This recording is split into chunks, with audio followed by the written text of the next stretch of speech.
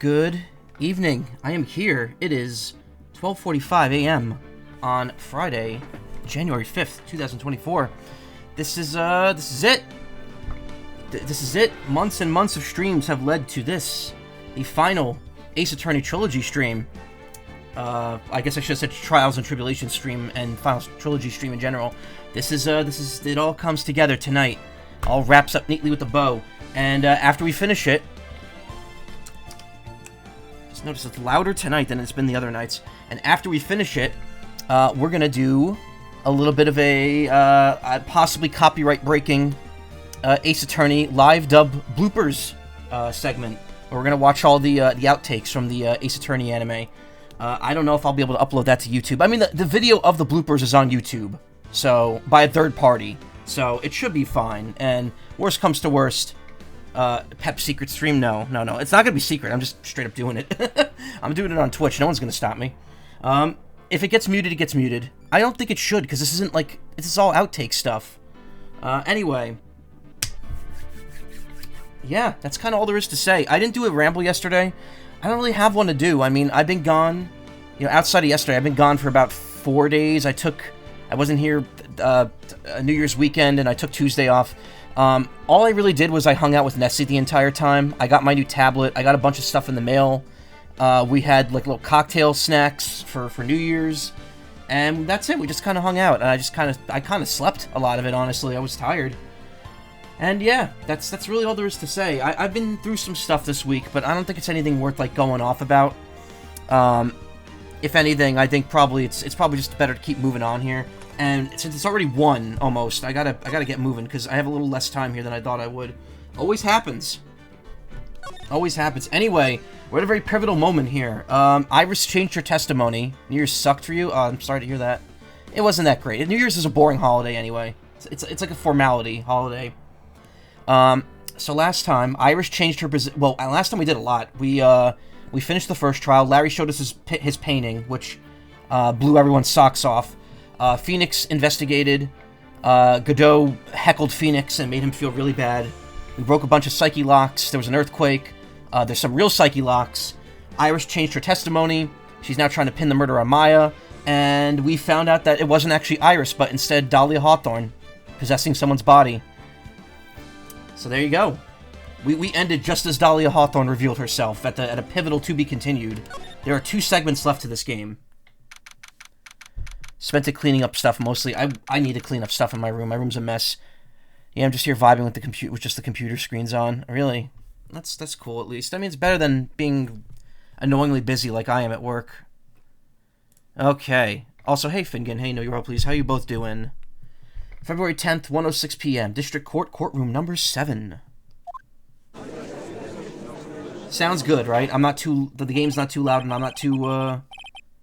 Well, I know I'm not too loud, but if the game is too overpowering, I can turn it down just a tad. It actually seems like it's louder today. Ate a lot in the new year. Hey, Karma. Nice. Didn't finish until like 5 to 12. Joy. I mean, to be fair, I'm usually up till 5 a.m. cleaning if I'm doing stuff. Anyway. Now then, let's continue where we left off, shall we? Well, witness. Yeah? How can I help you, Mr. Judge? Well, it seems that if we're to learn the truth, we'll need to hear your testimony. That's true, you didn't want to do that. You wanted to, get done a lot earlier. You're not a night owl like I am. I have no problem with that. But when you've seen what I have, sometimes the truth is better left unknown.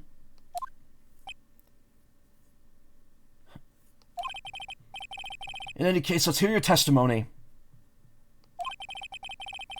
Tell us about the plan that was carried out that night. The plan. The whole plan began with my death. A stupid plan hatched by Morgan Fay to install her own daughter as the next master. But for it to work, Maya Fay would first have to die. The idea was for me to kill Maya and then have the blame pinned on Iris. The plan went wrong, but it seems to have succeeded anyway.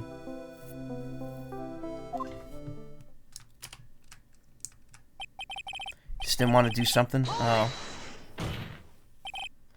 Wait a minute. mean, I don't have any electronics on, so I'm on stock exchange electricity bill. Current electricity is really expensive due to several days of very cold days. Is your electricity privatized? That sucks. The only place that happens around here is usually like in Texas because they have privatized power grids. Hey, Atman, how you doing? It's more complicated than that. All right, that's understandable. Wait a minute. Did you just say the plan was to kill Maya Fey? Yeah, you got a problem with that? Don't give us that nonsense. There's no way that... Watch yourself, Trite. If you got a problem, solve it during the cross-examination. That's one of my rules. Sweaty as you played some Ragnarok. That's nice. Mr. Godot is correct, and by the way, that's one of my rules as well. To kill Maya? Could it be true?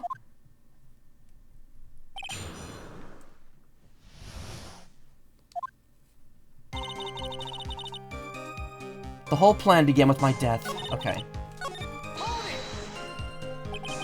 You were executed last month, correct? Yes, I was hanged. It wasn't exactly pleasant. How did you manage to discuss the plan? When did you talk with Morgan Fey? Last year, she was transferred to the same detention center as me. Since I was on death row and she was my mother, it was actually pretty easy to meet with her. I see. So that's when you discussed the plan. Huh. Are you crazy? At first, that woman was planning to kill me as well, even though I'm her own daughter. All to make Pearl Fey of the Master of Khura'in? She's a cold, twisted woman. She thought she could at least finally regain her lost honor. Hanged, isn't that? You know what? No, don't even question it. It's just how she went. The honor she lost when her younger sister, Misty, took her place as the Master. Ever since that day, she's been working on this plan. No, not private. It's more like one of the ways people can pay electricity, or you pay by the hour, depending on how cheap or expensive it is at the moment. Ugh. That sounds that sounds annoying. A plan, huh?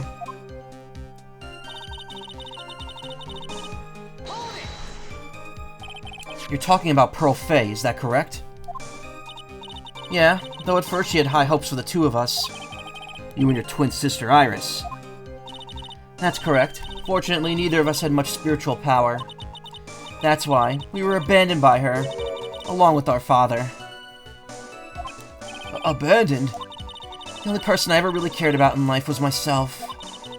My sister was a nuisance, so I convinced my father to leave her at an old temple. You mean Iris? Yes, my father remarried a woman who also already had a daughter. The less children you have, the more money there is to go around, right? And on top of that, my father had absolutely no interest in children in general. How horrible. Mother of the Year, people. Yeah, Morgan Fey, Mother of the Year. Godot's rules are literally, fuck you, I do what I want, yeah. Not as bad as you think, especially if you use Wake during nights. Electricity's cheapest during those times. Ah. Just like me. Well, I guess that makes sense. Still, this isn't... I don't know. Pay-by-hour electricity to me sounds very weird, but I live in America, which is the king of bad infrastructure, so what do I know? The really horrible one was that woman. That bitter, vengeful woman. It was her stubbornness that gave birth to that child. Pearl Fey. She was born with an abundance of spiritual power. Unfortunately for her. Morgan Fey heaped all of her broken hopes and dreams onto that poor child's back. All because of her pathetic dreams of having her bloodline become the main family.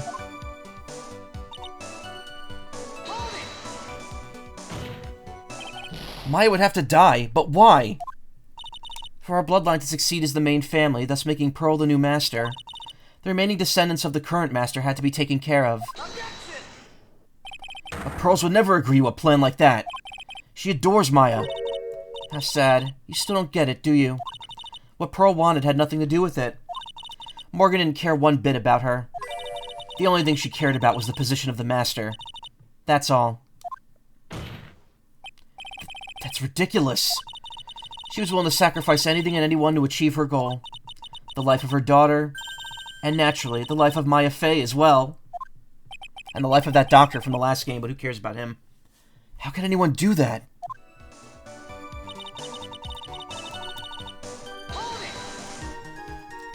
You? You were going to kill Maya? Pearl didn't need to know anything about it. All she had to do was follow the instructions in the letter and channel me. And then I would have to simply use her body and finish the job. In any case, I'm already dead, and there's nothing any of you can do to me. Ugh. So the plan was to blame the crime on your younger twin, on Sister Iris of Hazakura Temple. She and I look absolutely identical. No one can tell us apart. If someone were to witness me killing Maya, naturally they would think it was Iris that had done it. Yeah, no, I agree with you, Karma. That opinion is absolutely correct. And the witness in this case was the head nun, Sister Bikini. I never would have guessed she was going to return to Hazakura Temple that night. But she wound up seeing Iris's crime anyway. But why did you want to pin the murder on Iris in the first place? She's your twin sister, isn't she? Twin sister? Don't make me laugh. She's nothing but a backstabber. I couldn't care less about her. Backstabber? You just don't understand. You never will. Anyway. You think the plan was a success? You heard me, just as that woman had hoped. Maya Fey is dead. Now the title of Master will pass on to Pearl Fey. Do not pity her. She's just as evil. That's absurd. Maya is just... She's just trapped. Trapped outside the sacred cavern. Really? You're as foolishly optimistic as ever, aren't you? My darling Feeny. Do you want to know the truth? Ever since we met, I've despised you. Your sniveling naivete and your pathetic faith in other people. Just want to know one thing. What did you personally think of Morgan Fey's plan? I told you already, didn't I? It was a stupid plan. It had no point, no value other than fulfilling her own greedy desires. Yes, it was certainly nothing to be proud of. If that's how you feel, why did you help her carry it out? Why would you do it? Why would you kill Maya? You may not understand it, being the kind and gentle soul that you are. You may not be able to appreciate why someone like me would help a woman like that. So then tell me, why? Isn't it obvious? I'm not like that woman. I only act in my own self-interest. The reason I helped her was... for myself. For my own personal satisfaction. What did you say? So this woman, Dahlia Hawthorne, she had her own reason for wanting Maya dead? Ain't that the same thing? She does not care. Do you understand why I would kill Maya Fey now? What my goal was? Obviously, it was because you were helping Morgan Fey. Helping? Don't make me laugh. From the day I was born to the day I died, I never helped anyone. I lived for myself, and in the end, I died for myself. I thought that was obvious. So she wasn't actually cooperating with Morgan. She was just using Morgan in her plan so she could accomplish her own goal. All I wanted to do was kill Maya Fey. That was the only way I could think of getting revenge. Revenge? Looks like I have no choice but to present that piece of evidence. Can't believe it, she meant to kill Maya. Gotta keep a cool head, and I need to get more information out of her. It's the only way to understand this plan, and what she was after as well.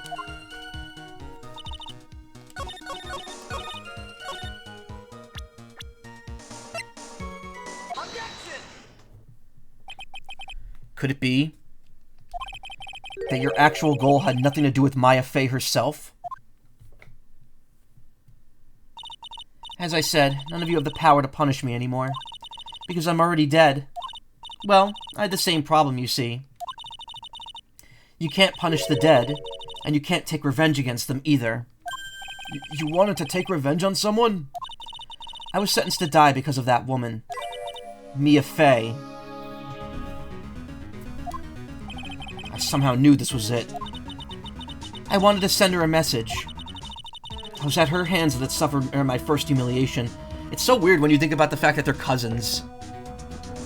And like, that they're all related. This whole series, the Fays are just at the center of it all. I wanted her to feel the same pain she made me feel. Sadly, when I realized revenge was impossible, I gave up. Sociopath and psychopath, yeah. And the reason it was impossible was it perhaps because Mia Fey had already died. Yes, and I realized there's only one way to take revenge against the dead. And how do you do that?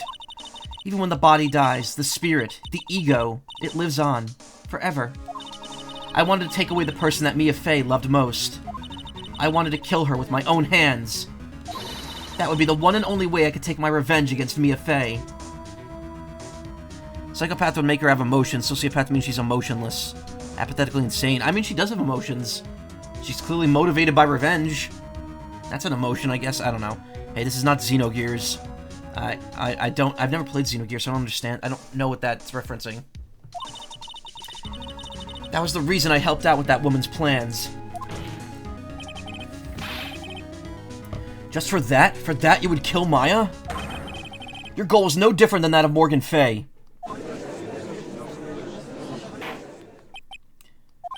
As they say, the apple doesn't fall far from the tree. Maybe someday, yeah, when Square Enix remakes it. What a cruel plan. Cruel, cold, and heartless. Don't waste your time preaching to the dead. I've already told you, there's not a thing you could do to me. That night, at about 9:30 p.m., I materialized into this world. I quickly pinned my hair up and put on a demon warding hood. Then I picked up the staff that was by my side and left Hazakura Temple. So, it was Elise Donum who channeled her after all. That ridiculous head nun never noticed a thing. She left Maya Fey at the inner temple and wobbled back, clutching her poor old back. How is she not warded by the hood? Yeah, if she's a demon, exactly. What did you do then? That kid was easier to handle than I had hoped. I caught up with her in the front of the stone lantern. Then I took out the dagger I got from the storeroom and...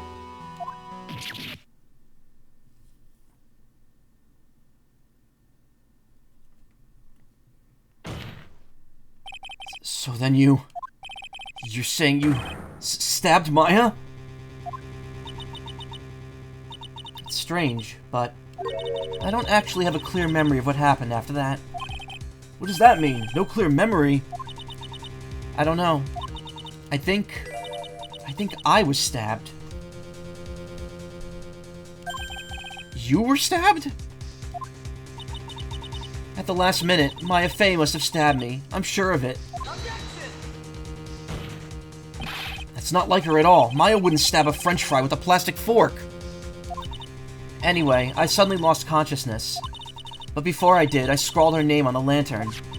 Just as I was passing out, I wrote Maya behind my back. I had hoped it would cast suspicion on her. I can't believe she was thinking of that until the bitter end. That's where my memory temporarily stops. It stops? I don't have any memory of actually killing Maya Fey with my own 2 hands. My very last memory was Maya's terror-filled eyes. Is that a unique, sprite, or is that part of another animation? I think that's unique to this case, of Maya's eyes like that. When I woke up after that, I was in the sacred cavern surrounded by darkness. No, if she felt like she was stabbed, she was probably stabbed. You were in the sacred cavern. The entrance was sealed with one of those trick locks. Somehow I'd been trapped in there. But how did you wind up in there? I'd like to know that myself. Anyway, I was worried.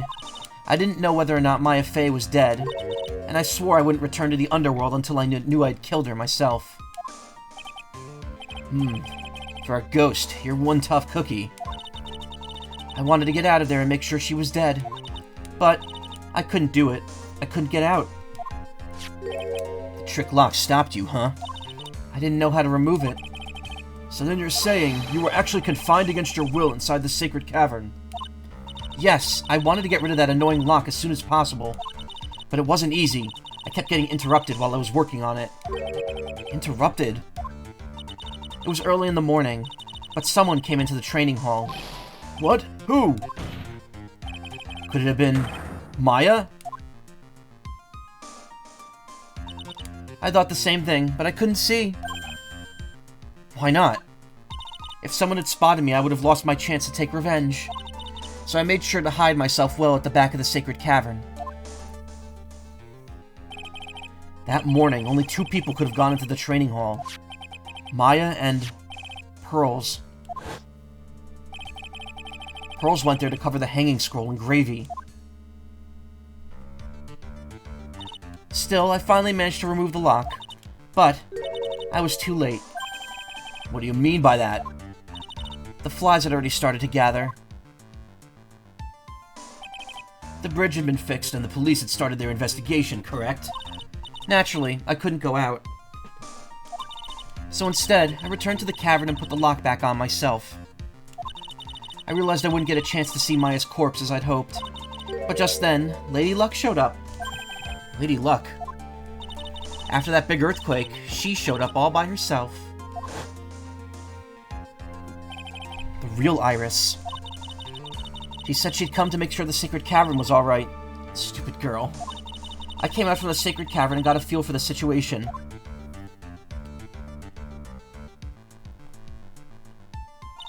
And I locked her away in my place.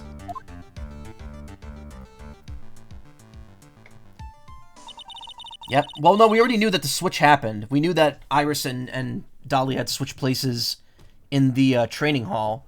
But that doesn't explain what the stabbing stuff was. I had finally learned exactly what had happened. It was then that I learned that the plan had actually succeeded. What do you mean your plan had succeeded? I had misunderstood one thing, you see. That night, the one that had summoned me, I'd assumed that it was Pearl Fay.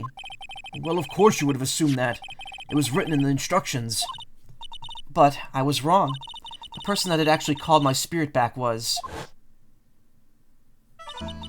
Misty Fay, the picture book author. What? Well, that's the only real possibility, isn't it? After I lost consciousness in the garden, it was her body that was left lying there.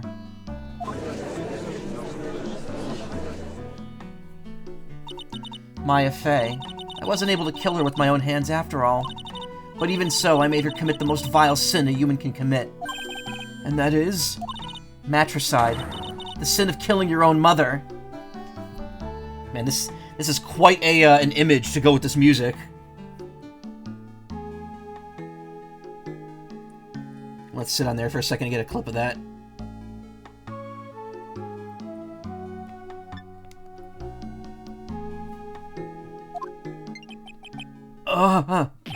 No way!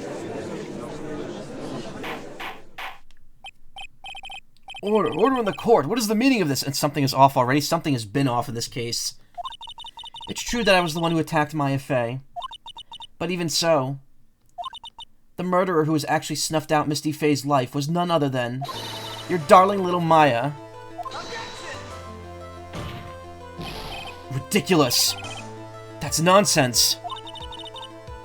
Dolly's the biggest bitch in the entire series. Yeah, she's the final boss of Ace Attorney. Are you sure about that? Just think about it. There's even evidence supporting these facts, isn't there? What? What do you mean? What is this so-called evidence? The fact that Maya Fay has disappeared is evidence enough, isn't it? Huh? The idea that she's still in the sacred cavern is just ridiculous. She wasn't able to escape from the inner temple, that much is obvious. In that case, there's only one place she could be. Where? Do I have to spell it out? The bottom of Eagle River. Where else? Eagle River? Maya Fay killed her long-lost mother.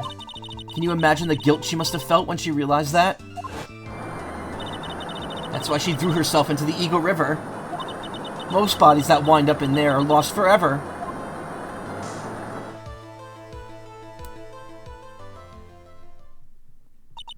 So, what do you have to say now?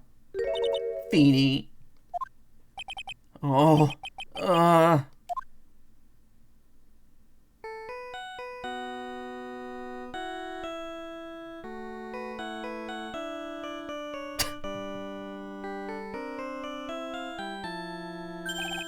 Oops.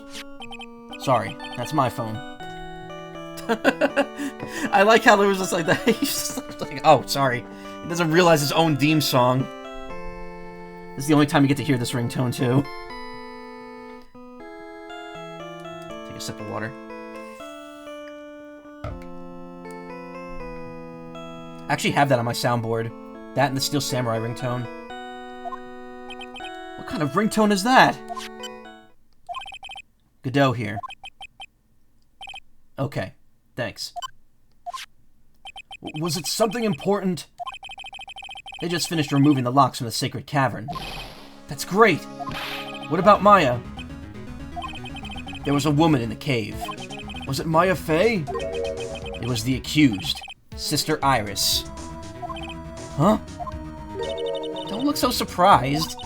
I locked her in there yesterday. I just finished telling you that. So, what about Maya? Where is she? There was no one else found inside the sacred cavern. No, it can't be. I told you, didn't I? She's dead. No. No!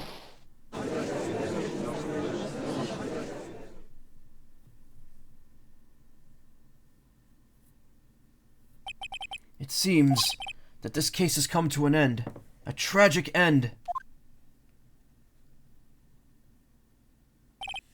Sadly, it appears the killer of Elise Donham, also known as Misty Fey, was her own daughter, Maya Fey.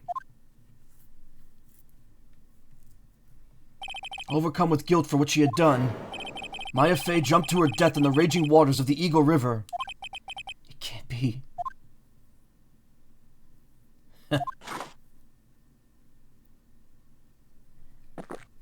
A chat.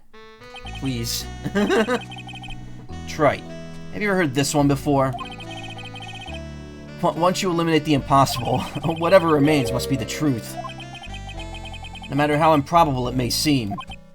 What is that supposed to mean, Prosecutor Godot? According to this witness, Maya Fey threw herself into the Eagle River. However, is that really the truth?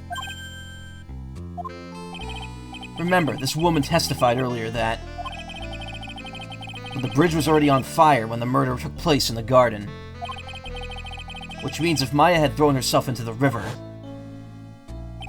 it must have been from the inner temple side near the bridge.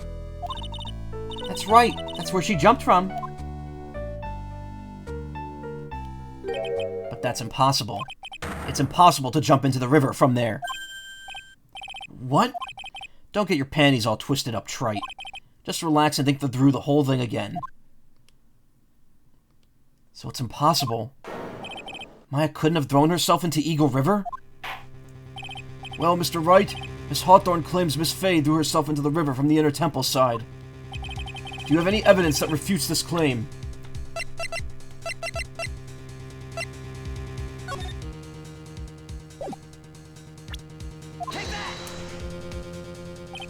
It's impossible to jump into the Eagle River from the inner temple side. No one knows that better than this witness. What did you say? 11 years ago, you jumped into the very same river. Just take a look at this overhead map. As you can see, below the cliff on the inner temple side is a big rock shelf. Oh, you're right. She wouldn't have reached the river if she had jumped off from there. In other words, if she had jumped, we should be able to see her body in this photo.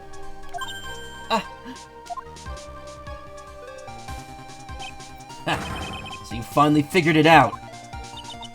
You... No!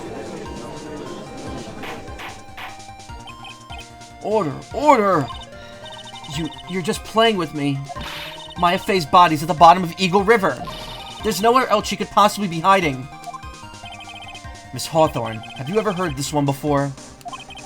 Once you eliminate the impossible, whatever remains must be the truth. To be fair, Godot is doing this on purpose. Godot is absolutely dragging this out for the sake of messing with Dahlia here. Yes, just a few minutes ago. Maya Fey wasn't inside the sacred cavern. We now know that she didn't throw herself into Eagle River. Correct. That eliminates all the most likely possibilities. Now, although it seems improbable, there's still one other place she could be. What? What is this one possibility you're talking about? It's obviously a bluff. So where's her dead body, then?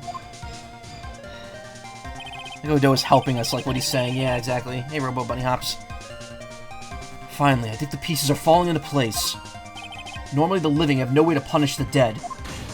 But I think there's a way to give Dahlia Hawthorne the ultimate punishment. Shall I tell you, Miss Hawthorne? Shall I tell you where Maya is this very instant? Maya Fey is in Inner Temple, Hazakura Temple, this very courtroom. I mean, all of you figured it out already. It was pretty obvious. There's only one possibility left. Namely, she's right here in this very courtroom. What? Maya Fey is here? You say she's in my courtroom? Dahlia Hawthorne, I seem to recall that you said, I had misunderstood one thing, you see. So what? But I think there's one more thing you misunderstood. What do you mean? Tell me something. At this very moment, who is channeling Dahlia Hawthorne? Why, that's obvious.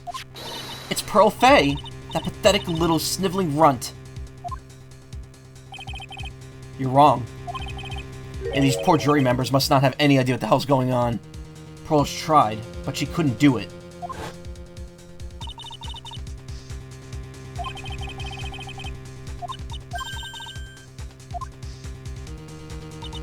Someone called me before Pearl did? But who? Pearl's even tried again the day after the crime. But she couldn't do it. What could that mean? I think the truth is becoming clearer to you right about now, am I correct? Ah! It wasn't Pearls that channeled you. There was someone who called you before she could.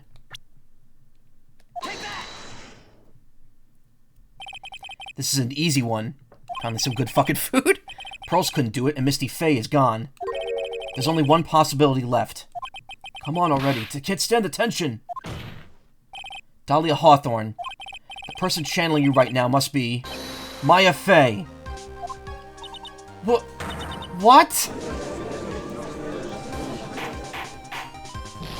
But how could that be? Remember what this witness, Dahlia Hawthorne, said about her goal. She said that her goal was to kill Maya Fey. Yes, that's right. But if Maya Fey channeled the spirit of someone that was trying to kill her... Ha! Well, Gramps, what would happen? Could it be? Looks like you finally understand, Your Honor. Well, I don't. What are you going on about? What I'm going on about is the reason Maya channeled you.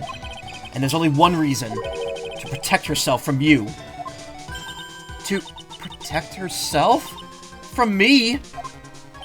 Yes. On the night of the crime, you were only interested in one thing. Killing Maya Fey. The path back to Hazakura was closed off, and there was nowhere for her to run. So then the problem became, where would be the safest place to hide? You mean, that's when she channeled me? All this time you thought you had been channeled by Pearls. That's why it never occurred to you that Maya's hiding place was you! No.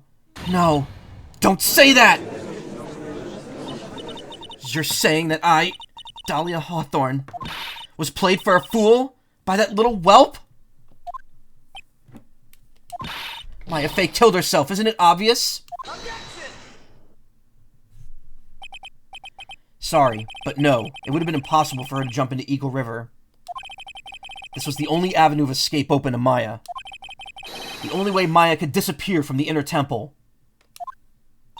I don't believe you. A stupid little girl like that who's never been out in the real world. She could have never come up with a plan like that. Who could have ever given her such a brilliant idea? Well, me, of course. Mia! Mia Fey! It's been a long time, Dahlia Hawthorne.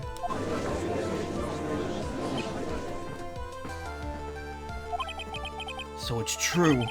It was you. Yes. Huh. You're something else. But what are you doing here? That hair. It's Pearl's, right? Finish her. Mia, you beautiful lass. Let's fucking go destroy her. Let's go. Tell me something, Dahlia. I want you to think back to that night one more time. You had just cornered Maya in the Inner Temple's garden. And then, in the final moments of the fight, you lost consciousness.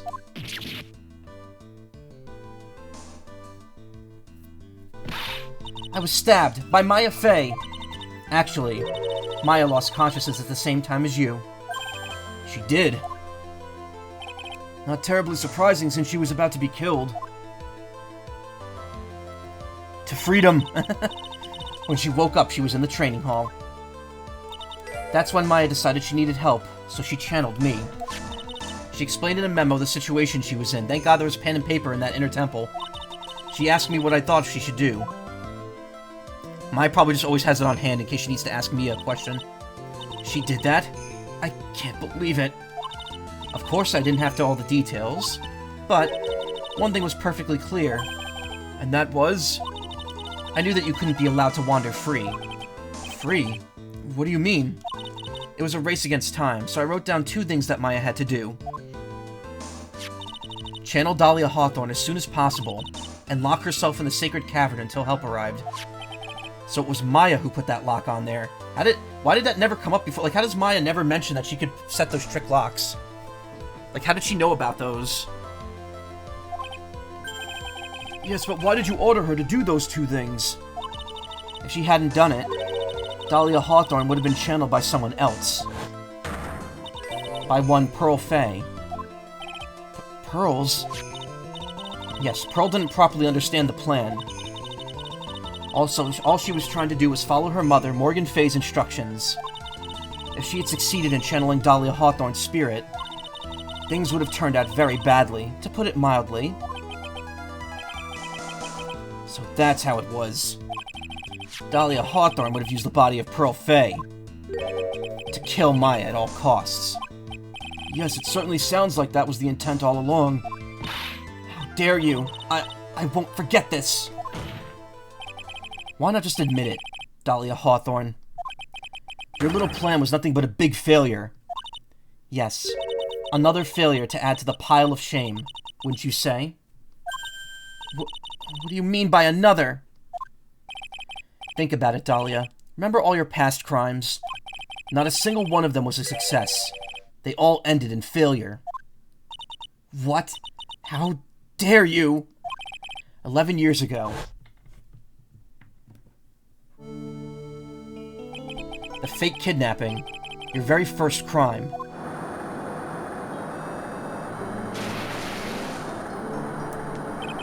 You got your hands on a $2 million diamond, but...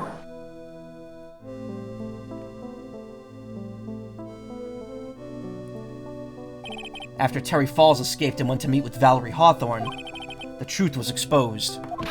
Just shut your mouth, that wasn't my fault! It was because of that stupid oaf of a prisoner and that weakling of a policewoman. And then, 1 year later, you tried to kill me. Well, I'm still alive, but...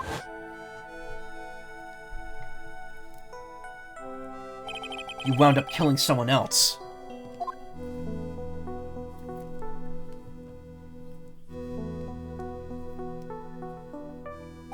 Look at all those people head-bopping. And as a result, you were sentenced to death.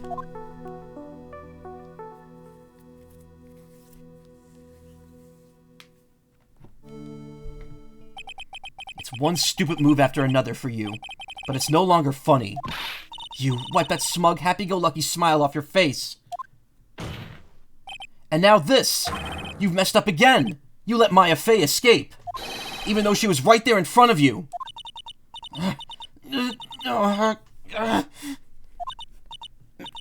Mia Fey, Mia Fey, Mia Fey, Mia Fey! You spinster! I was supposed to kill Maya Fey like I swore I would! If only you'd gotten that spiky-haired jerk the guilty verdict, I would have been hanged to death. True. But I think you finally understand, Dahlia Hawthorne. You will never defeat me. What? What did you say? Whether you're alive, dead, or somewhere in between, you will never defeat me. As long as I'm around, you're destined to lose for all eternity.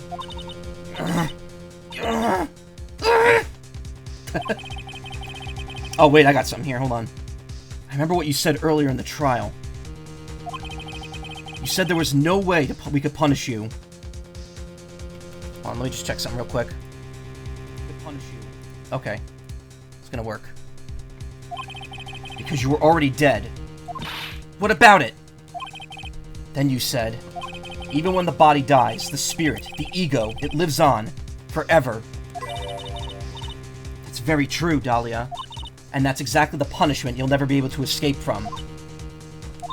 For all of eternity, you'll have to remain as Dahlia Hawthorne, a miserable, pathetic creature who can never win at anything. And for you, there is no escape from that. No hope of freedom. Since the day you were executed, the narrow bridge that once stretched out in front of you was burnt to a crisp. You...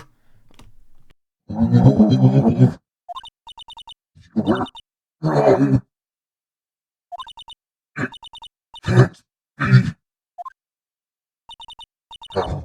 could I lose to the likes of you?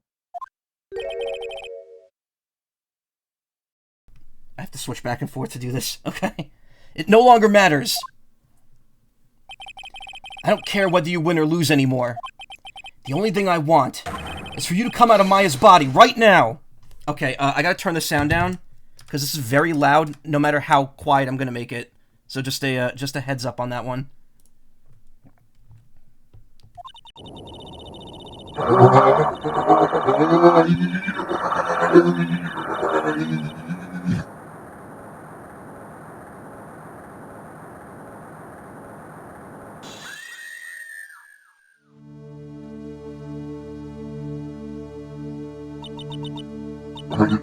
Not ready to go.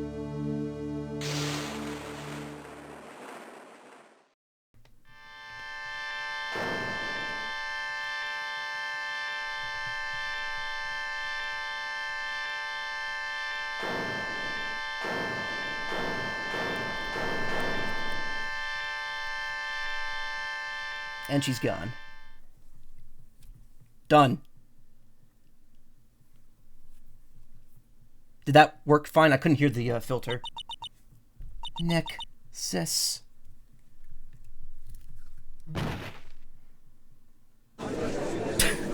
This image kills me. That image of Maya being collapsed with everyone just standing there. Yeah, how was that, huh? Wild. Also, did the voice thing work? Because I'm gonna do it one more time, this stream. I can't monitor myself, otherwise it's gonna echo on the stream. Yeah, it did? Okay, good. Good. Glad I'm finally getting more use out of that. Now then, I assume you're the real Iris.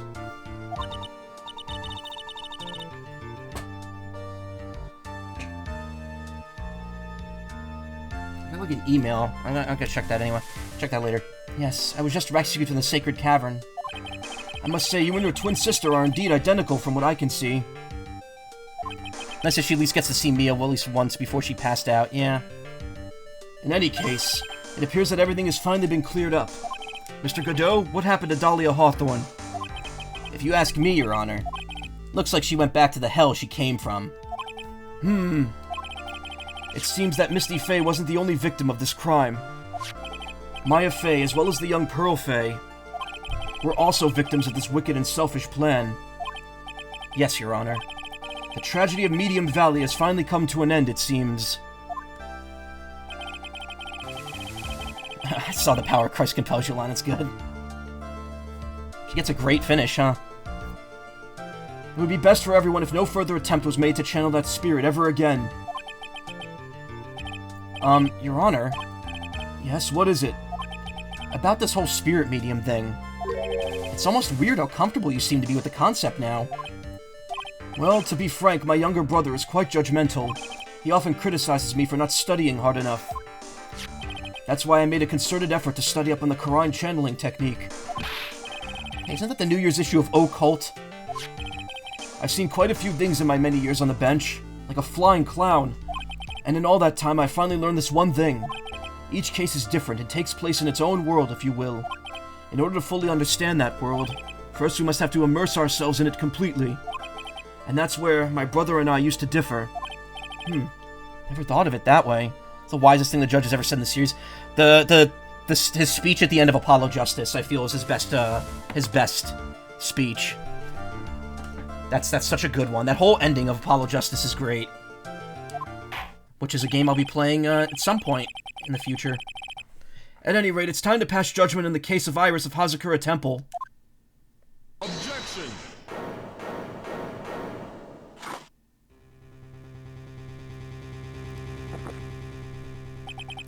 You're a little too fast with that gavel there, Your Honor. What do you mean by that, Mr. Godot?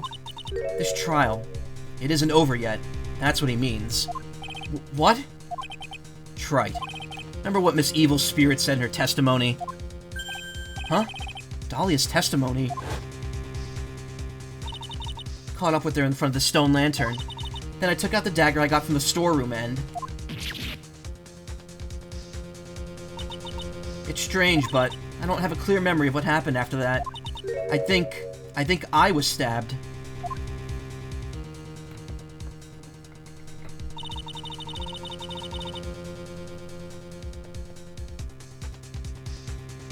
I got a free Steam key for something. That's interesting. Whatever. I'll check that out after the stream. Just as Dahlia Hawthorne was about to attack Maya, she was stabbed and killed by someone. Yes, that's right. The person that was ultimately killed was the spirit medium that channeled Dahlia. Egg game? No! Elise Donham. No, Misty Faye. But, who killed her? We still don't know who did it. This isn't over?!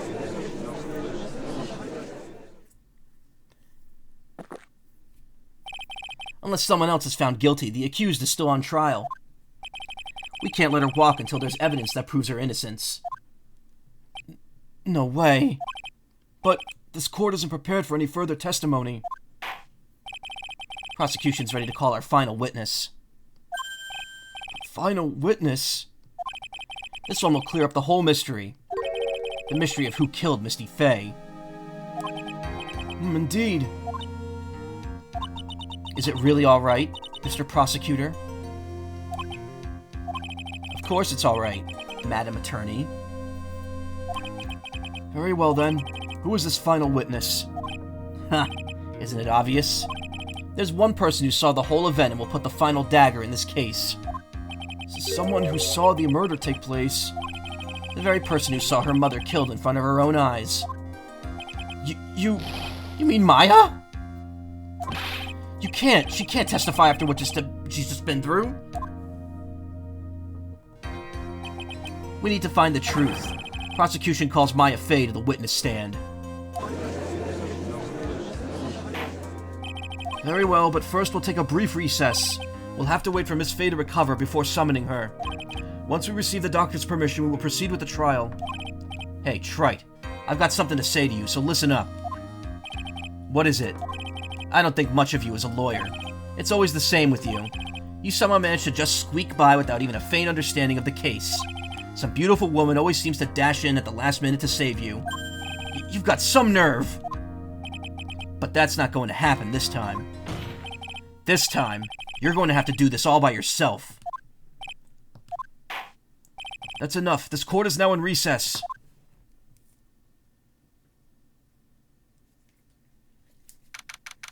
February 10th, 2:56 p.m. District Court, Defendant Lobby, number 1.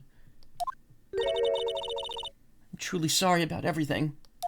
You were working so hard to defend me, but I was missing all day and we didn't even have a chance to talk. She's right. When I met Iris at the training hall yesterday, they already switched places, and Iris was inside the sacred cavern. I want to at least be in the defendant's box today to at least root you on. Well, it wasn't your fault. You were locked up this whole time. There's something more important than that, though. I have to ask you. Why did you help your sister out as much as you did? Huh? If you had tried to get help at the sacred cavern yesterday, you wouldn't have spent an entire day locked up in there. My sister. I felt sorry for her. She was abandoned by her mother and never got any love from our father either. Yes, but it was the same for you too, wasn't it? Yes, but at least I had Sister Bikini, who was like a mother to me. If only Dolly had come with me to Hazakura Temple. I always loved her. Dolly was always so smart, so strong. She never complained about a thing. That's why I promised her that I would help her.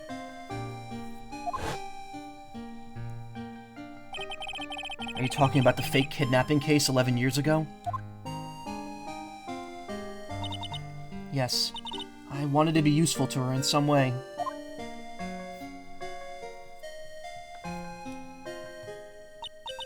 But, as usual, I was too cowardly. At the last minute, I ran away. Because of that, Dahlia's stepsister, Valerie, ended up... That was the case that wounded Mia so badly.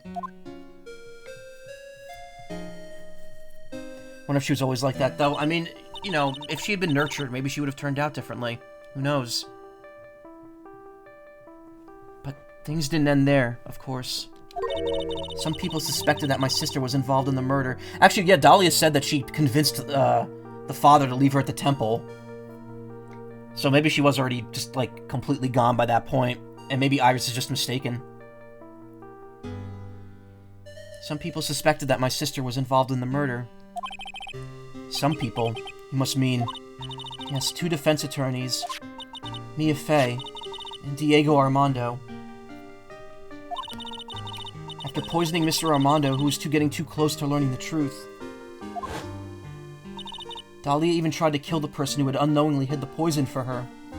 It's weird, in the anime, they color Phoenix's shirt black here, which doesn't look like it would be the color in this scene, from the way they shade it. Like, it's pure black. You. That's right. Iris, there's one more thing I have to ask you. Yes, what is it? On the night of the murder, the person who cleaned up the corpse of the victim, Elise Donham, was it really you? Yes, it was me. That night, after I rang the lights out bell, I went back to my room. At around 10:30, I received a call on my cell phone. There's a problem. Come to the inner temple right away. I got on the snowmobile and headed for the inner temple. But the path to the inner temple was cut off, right? Exactly. We can't just leave the body here. So you'll have to do exactly as I say. You have to do this exactly as I say. Got it?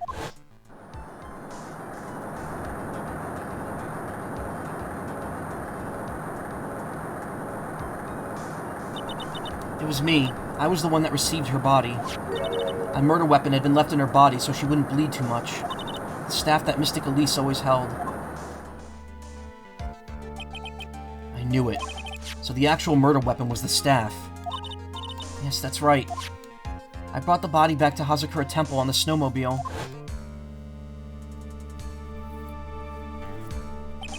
But why? Why did you alter the body? Hey Karma, welcome back. I didn't want anyone to know that the staff was the murder weapon.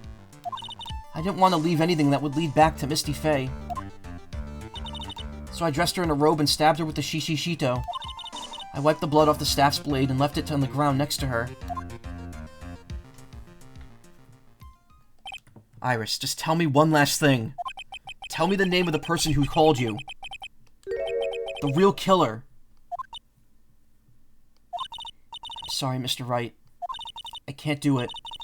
I can't say who did it. I see. Has a sword hidden inside, the actual weapon used to murder the victim. Defendant. Yes? The judge is calling for you. He wants to see you in his chambers. He has some questions about Dahlia Hawthorne. Alright. Well then, I'll see you later. There's something I want to tell you. Oh, I wonder what she wants to tell him. Oh, okay.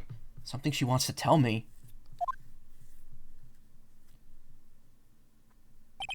So it's true. Iris cooperated with the real killer. Maybe even from the very beginning.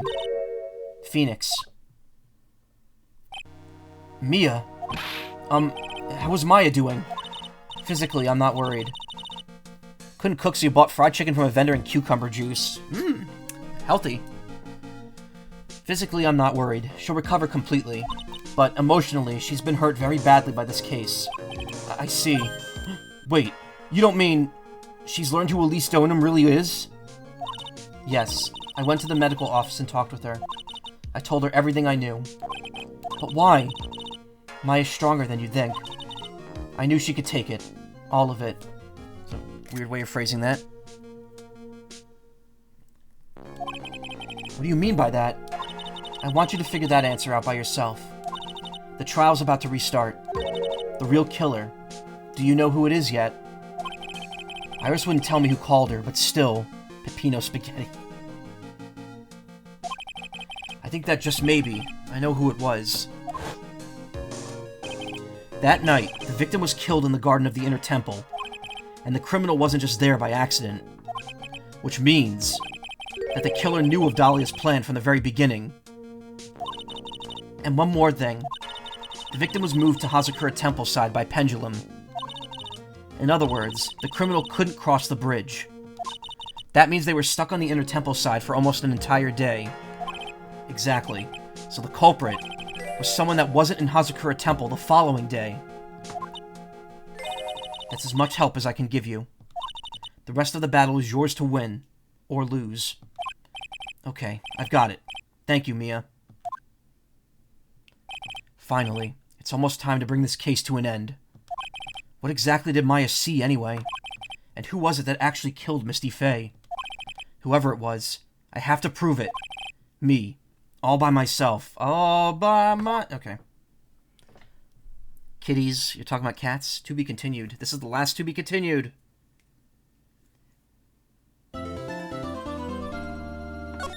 Everyone is kitty. Alright, I'm gonna grab a drink here. Because I am drying my throat out by reading all this dialogue.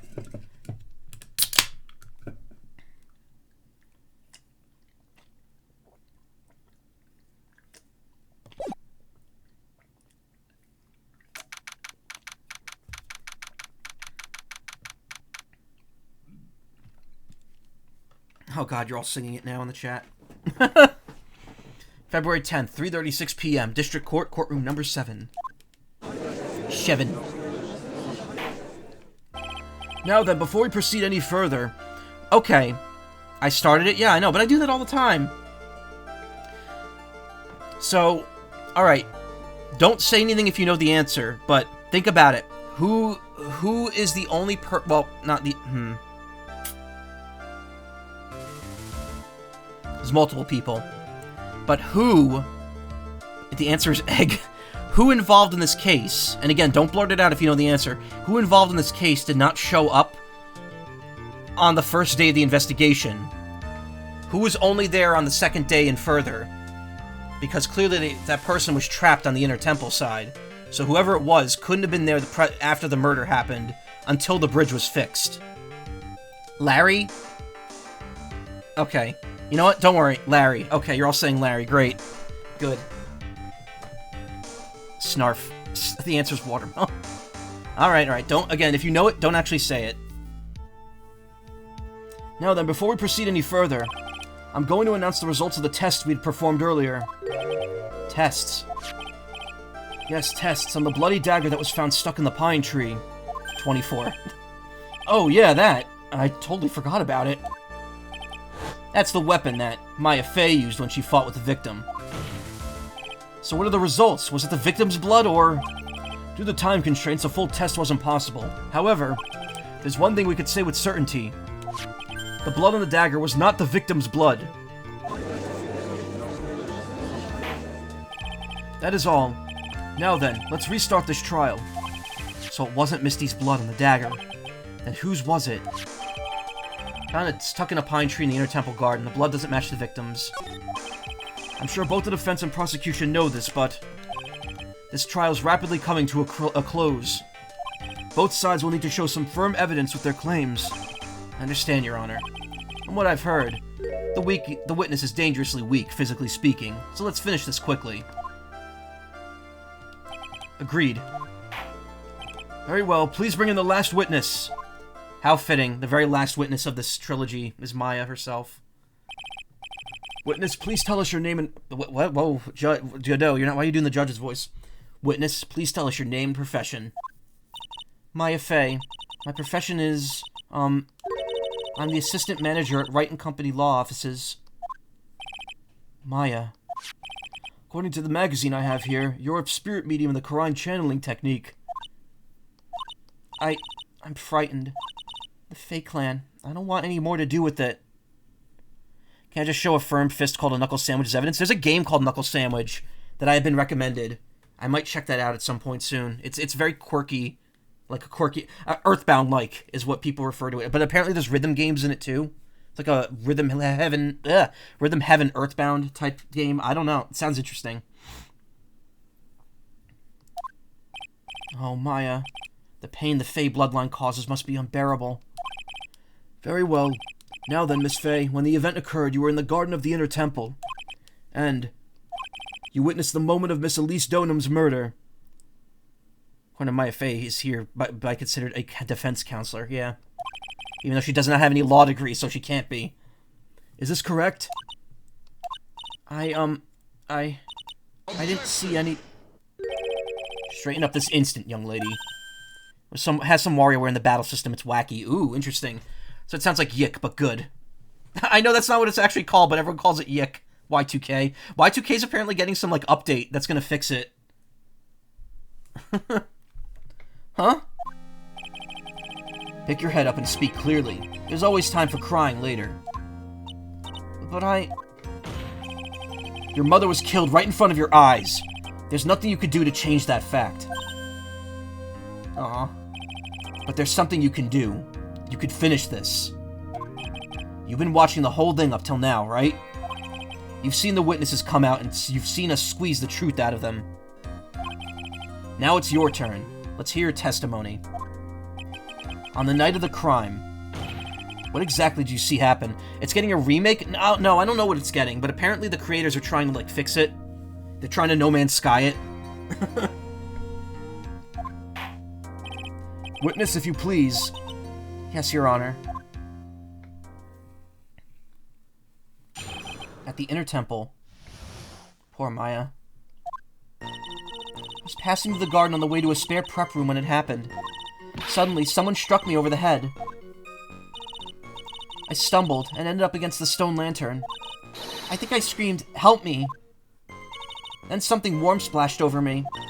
That's when I lost consciousness. So you were struck on the head. I suppose it must have been the staff. Maya, the person who hit you, was it Dahlia Hawthorne, wasn't it? I'm sorry, Nick. I couldn't see. I don't know who it was. Maya, think hard. Sorry, Nick, but I really couldn't. Huh. Can't say it was an especially good night for young ladies to be walking around alone. It seems that it'll be hard to determine the criminal through testimony alone. Very well then, Mr. Wright, please begin your cross-examination. Maya, hang in there. It's getting a final mixed treatment. Yeah, they're not gonna... Don't think they could fix the writing that's already in place. Yeah. I think they're gonna try to fix it through, like, supplemental material. Who knows? Maybe it'll work. Maybe the creator took the criticisms to heart. Maya, hang in there. She doesn't look well at all.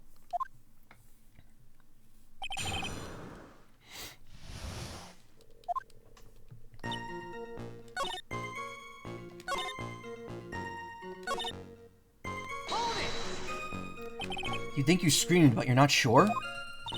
Listen, I was a complete wreck. It was dark and I couldn't see my attacker. Was it a man, a woman, an adult, a child? I had no idea. I was scared out of my wits. Believe me, my dear, I'm certain I would have soiled my robes. I thought this person might attack me, so I... Anyway, I'm pretty sure I screamed. I thought that was my last hope. Oh, it sounds like poor Maya really was out of her mind. But I wonder what she meant by last hope. What do I do? Press her for more details? Judge, no one wanted to hear that. He's an old man. He's got to wear adult diapers. Wait a minute, Maya. What's this my last hope stuff? What? What do you mean by your last hope? No, that's what you just said. You said my last hope. Huh? What? I said what? Look, you were facing an attacker you couldn't see and you screamed, right? You screamed, "Help me." Yeah. But you testified that you screamed but you testified that you screamed that because you thought it was your last hope. Oh, well, you know, that's like... What do you call it when that happens? Maya's not doing so well up there. Oh, yeah, Oh, that's right. I remember now. I was facing my attacker, but that's not who I was screaming at. What did you just say? Yeah, that's right. It was the person behind my attacker that I was yelling at.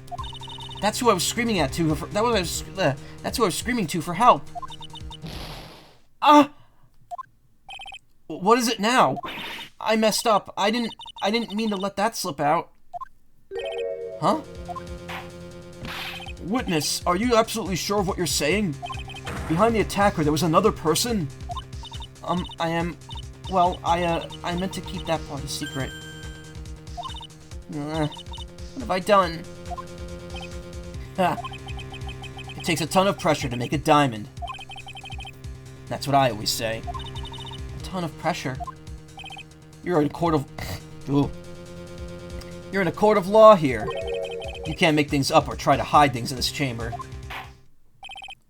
Witness, the information you just presented is vital to this case. I want you to add it to your testimony. I could see a man behind my attacker by the light of the stone lantern. A man? Who was this man? Well, you see... I couldn't see. You couldn't see? She used this excuse twice now. Well, you know, lantern light isn't very bright. Lantern light, you say? There's a great big stone lantern in the garden. They always light it for an acolyte when an acolyte's there for training. Hey, you know what they say? Under the lantern, darkness reigns. So I could see the person that was further away, but not my attacker, who was closer. Plus, there weren't any other light sources in the garden at the time.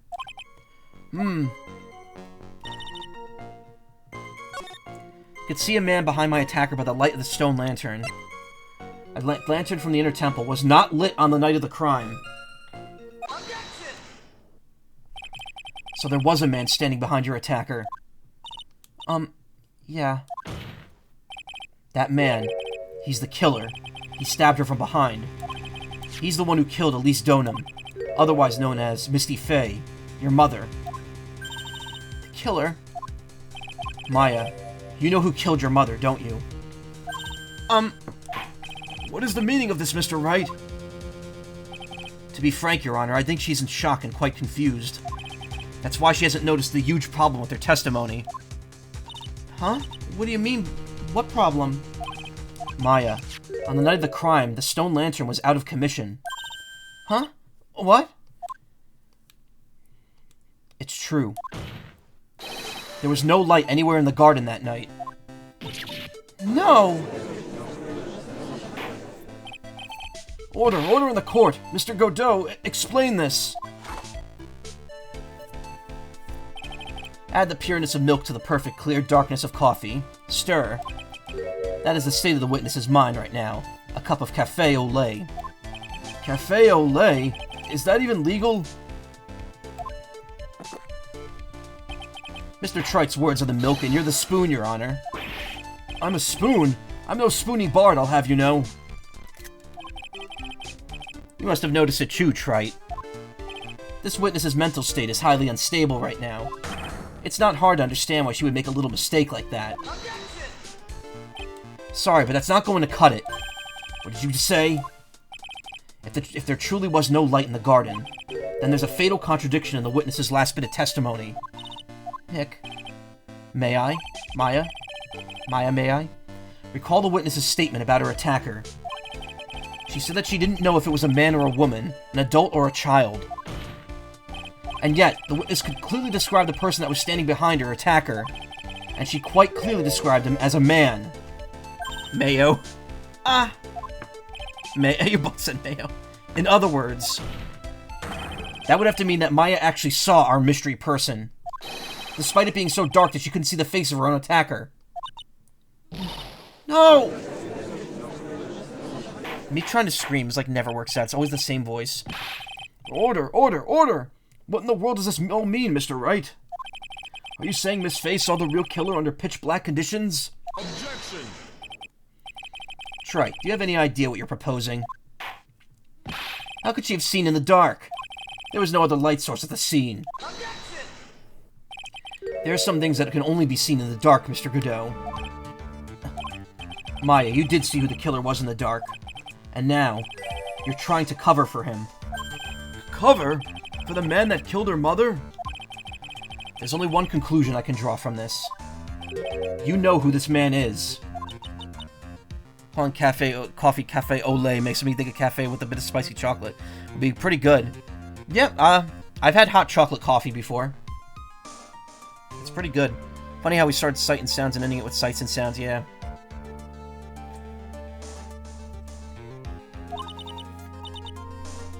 Please, Nick. I don't know anything. Please, I'm begging you. Huh. You talk a good game, Trite. Let's see if you can walk the walk. It was pitch black, so what could the witness see? I'm calling your bluff. No, Nick, don't! Please stop! Maya's dead set on protecting this guy. The man who murdered Maya's long-lost mother. But I can't let him get away with it. I'm a lawyer, an officer of the court. I'm here to find the truth. See it, saw it, yeah. Alright, Mr. Wright, time to show us what you've got. Who is this person that you say missaw... Who is this person that you say missaw... Shit! Why is this so hard to read? Who is this person that you say Miss Faye saw in the darkness? Well, if it was pitch black, there had to have been a way to see the person. And the only way that could happen is if there were lights where the person was. And there's only one person who has lights on them that was also not present during the first day of the trial. So you put 2 and 2 together, and obviously there's only one person it can actually be. Because it was pitch black, Miss Faye was able to recognize the killer easily. I'm sure the court would like to see for itself how this was possible, yes? What? But how do you propose to show us something like that? It's easy. We just need to recreate the conditions of that night. Conditions? Your Honor, the defense officially requests that all the lights in this courtroom be turned off.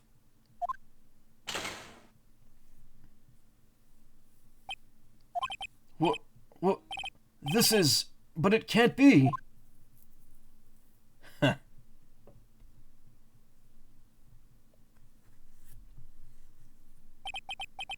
That was a nice bit of deduction. Trite. God, that is ominous looking. Also, his mouth doesn't move during that. Well, everyone, this is the man Maya saw on the night of the murder.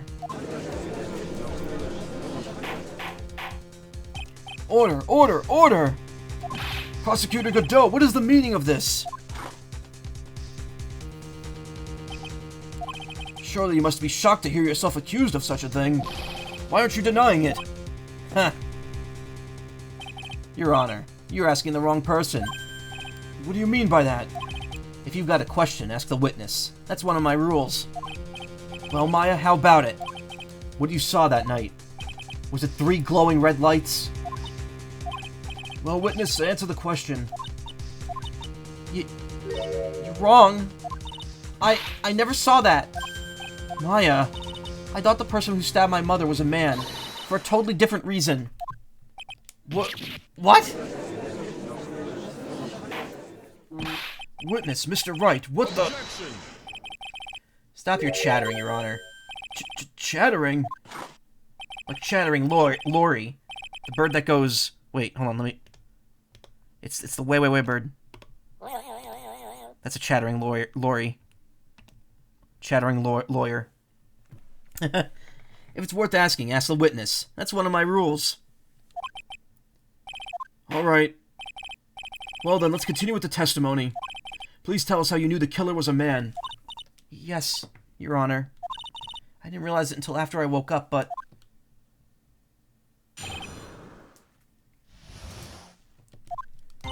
When I came to, I was just lying there on the training hall floor. By the time I got back to the garden, the place had totally changed.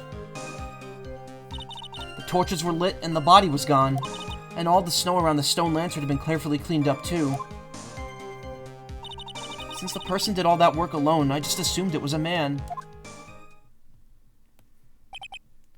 So it was after the crime took place the witness came back to think that the killer was a man. Yes, that's right. I'm sorry, Your Honor.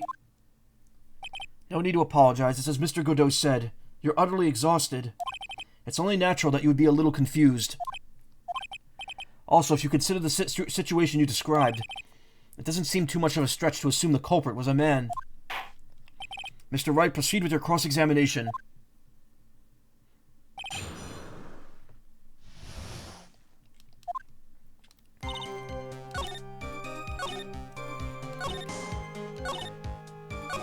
All the snow around the stone lantern had been carefully cleaned up, too.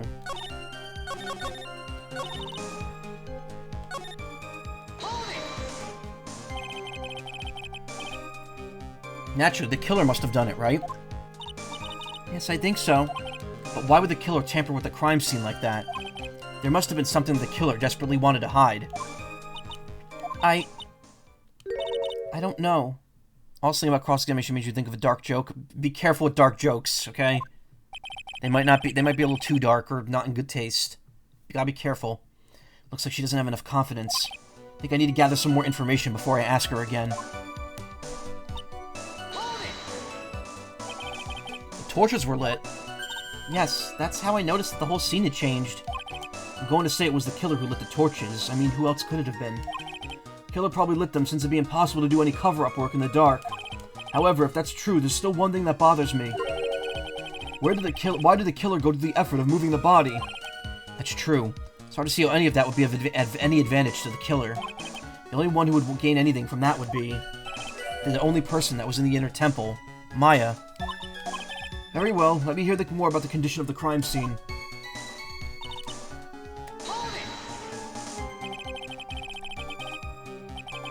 Don't worry, we got Godot to light it up for... Oh, god damn it. Good one, Karma. You got me. I get nervous when people say they're gonna say a dark joke, because it's like, oh no, please, if I read that out loud and it's something offensive, I'm gonna feel like an idiot, because sometimes I read quicker than I think. Please don't take advantage of that. Don't make me say anything weird, like talking about being covered in latex goo. God damn it! Stop, Karma. Fuck. Karma didn't actually say that, I just said that on my own accord. So you're saying the killer cleaned up all the snow. It did look really odd. The snow was removed in an unnatural-looking rectangular shape around the lantern. Why did I stop there? There were a lot of shovels around the inner temple, but they're all really heavy. Way too heavy for me to use. So how does Bikini use them? An odd fellow indeed, this killer. Why on earth would anyone want to take the snow away? Well, there's one thing I can think of. Didn't you say that a lot of the victims' blood sprayed onto the snow? Yeah. No, you didn't. Actually, I skipped that press where you mentioned that. The area collapsed and ended up being splattered. In other words, the killer's purpose was to hide the bloody snow. Karma, don't do that, please. I think that's the most reasonable explanation. Perhaps. However, there's something that's bothering me. If the killer just wanted to hide the snow with the blood on it... If the killer just wanted to hide the snow with the blood on it... There was no need to remove that much. That's true. He could have just scooped up the snow that was stained with blood. It looks like there's some mysteries behind this issue. But I think this will help explain them. Since the person did all that work alone, I just assumed it was a man. So you're saying that you never saw the killer, right? Yeah, but earlier you clearly stated that you saw a man behind your attacker. Nick, I'm sorry. The killer certainly went through a lot of trouble. Moving the body by pendulum, manipulating the crime scene. But for what purpose? Why do all that? Maybe Maya knows more than she's letting on. So when you lost consciousness, you were in the garden, is that right? Yes, I think it happened when the victim was stabbed. So the person who carried you to the inner temple could only have been the killer. That's what I think too. So the killer carried Maya into the inner temple. Naturally, the killer must have done it, right? Yes, I think so. But why would the killer tamper with the crime scene like that? There must have been something the killer desperately wanted to hide. The truth is, when I saw the crime scene, I felt something. You did? Yes. I felt like the killer was hiding the evidence from me. For my sake. The victim and the killer. What? Hiding it for you?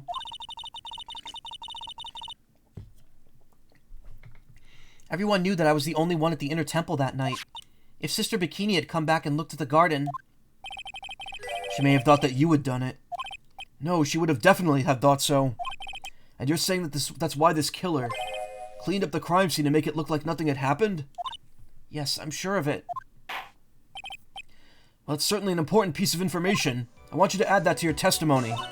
Yes, Your Honor. I think it was for my sake that the killer cleaned up the evidence of what had happened. But if that's the case, why didn't they clean up the bloody writing on the lantern? The body of Elise Donan was carried all the way to Hazakura Temple's courtyard. Then at the garden, the real scene of the crime. The snow that we suspect was covered in blood was scooped up and removed. It's reasonable to believe that this was all done in an attempt to hide the true crime scene. However, there's still one matter that seems somewhat odd. Oh? And what would that be? You must have figured it out by now, Mr. Godot. It's the message written in blood on the lantern. It was written very clearly on the white stone lantern. Maya. If the killer was so motivated to protect Maya from suspicion, then why didn't they wipe the writing off the lantern? You're right! Order, order, order! But, Mr. Wright, isn't it a fact that the killer was trying to cover up the crime scene? Indeed, but it doesn't make much sense to move the body and remove the snow. Then not wipe off the most incriminating thing of all, the bloody writing. Objection! But if that's the case, do you have an explanation for the killer's mysterious behavior? Why would this killer move the body and remove all that snow, but then leave the bloody writing on the lantern? I don't know what the killer's plan was, but it is a fact that the killer left the writing on the lantern. There must have been a reason for it. Well then, Mr. Wright, let's hear your opinion. Why did the killer leave the message written in blood on the lantern? The killer wrote it to pin the crime on Fred Meyer, and the killer didn't notice it. Well, if we're continuing to pin Godot, then the killer obviously didn't notice it, because he can't see red on white. Prosecutor Godot, earlier in this trial, you gave me some good advice.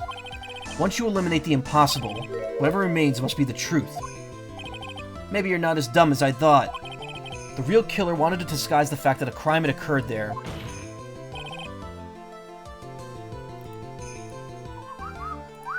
Sorry. If that's the case, they wouldn't have left the bloody writing on the stone lantern on purpose. Therefore, it must have mean they didn't notice it. If Godot didn't see red, how did he see the blood in the snow? He didn't. That's why he scooped up so much snow. He wanted to be thorough. He had to just guess. That's why he removed a huge chunk of it. Therefore, it must mean that they didn't notice it. But that doesn't make any sense. The torches were all lit and everything. There's no way any normal person would miss something as glaring as that. You're right. There's no way any normal person would. What are you trying to say, Mr. Wright? There's only one person involved in this incident who could have missed seeing the bloody writing altogether. And who would that be? Who is the person that could have failed to notice the bloody writing? Once again, it is Godot. Mr. Godot, this is what you said yesterday. My eyesight is pretty messed up. Even with these huge goggles on my head, I still can't see everything. Be weird to see seeing Godot's position. Like, imagine stabbing a person, going, ew, why is this guy leaking water? Well, he doesn't see anything. I don't know, actually. That's a good question. I'm wondering what a red substance would look like to him if it wasn't a stain. You can't see everything? Is that correct, Mr. Godot? This lantern was submitted as evidence today. I would like the court to think back to the moment it was first presented. This is lantern. There's something written on it. Why, it's written in blood. Nonsense. This lantern, it's as clean as a whistle. Crunch. Mr. Godot? I don't know why I did that. Mr. Godot, just admit it. There are certain colors you can't see, correct? You can't see red on a white background, can you? That's right. We went through this once before. During the poisoning case at Tribulations. I mispronounced. I said Tribulations. That's how fake Phoenix pronounces it in the anime. Tribulations. This is the apron that the delightful Miss Bird was wearing at the time, and somehow spilled coffee on it. There's something still bothering me, Mr. Godot. Why haven't you explained the bloodstain to the court? Bloodstain? What bloodstain would that be? Don't play games, prosecutor. The blood-colored stain that's smeared all over the apron. That's ridiculous. No one told me anything about a bloodstain. You could see the coffee on the white apron, but you couldn't see the ketchup, because it was red. Huh. It's strange. In a black and white photo, those letters would have appeared black to me. Hey, V2, how you doing? Tribulations literally means very good. Yep. I wonder, why am I the only one who can't see them?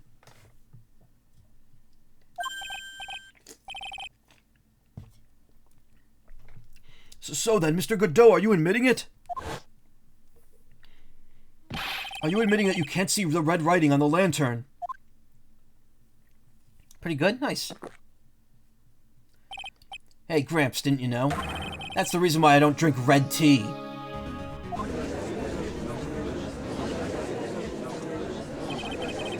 I wasn't sure about it until now, but I just can't believe it. Prosecutor Godot is the murderer. So if Godot's looking at Phoenix, does he not see his tie at all? His red tie against his white shirt? But there's no going back now. I finally figured out the truth.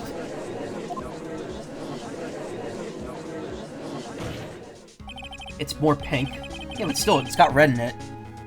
Mr. Godot, the defense at this time formally accuses you. You are the murderer of Miss Elise Donham, also known as Miss Misty Fey. It's hard to believe this may be true. However, once again, Mr. Wright has brought up a disquieting fact about you. Huh. Just make sure you don't fill out the indictment in red ink, Gramps. Come on, how does a little graffiti make me into the killer? Besides, it's not like it's my name that was written there. I'm certain that the killer wasn't able to see the color red. This is rich. Do go on, Wright. The answer is right there at the crime scene. In the snow. The snow? How so? Well, for example, why did the killer move all that snow? Your Honor, you said it yourself. If he wanted to hide the bloody snow, why not just take out just that area? Yes, why didn't he just take out that area? Could it be? Yes, the killer couldn't see the red blood that had seeped into the snow. And so, he had to remove all the snow. He couldn't be sure of where the blood had landed, so he removed the whole area. Objection! Isn't it more likely that the killer couldn't see the blood because it was dark? Not a chance. The torches were all lit. We were able to see it just fine. It seems that once again this trial has taken an unexpected turn, to say the least. Can you explain this, Mr. Godot?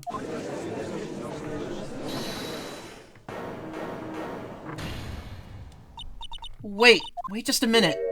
Maya, What is it, witness? Mr. Godot isn't the killer.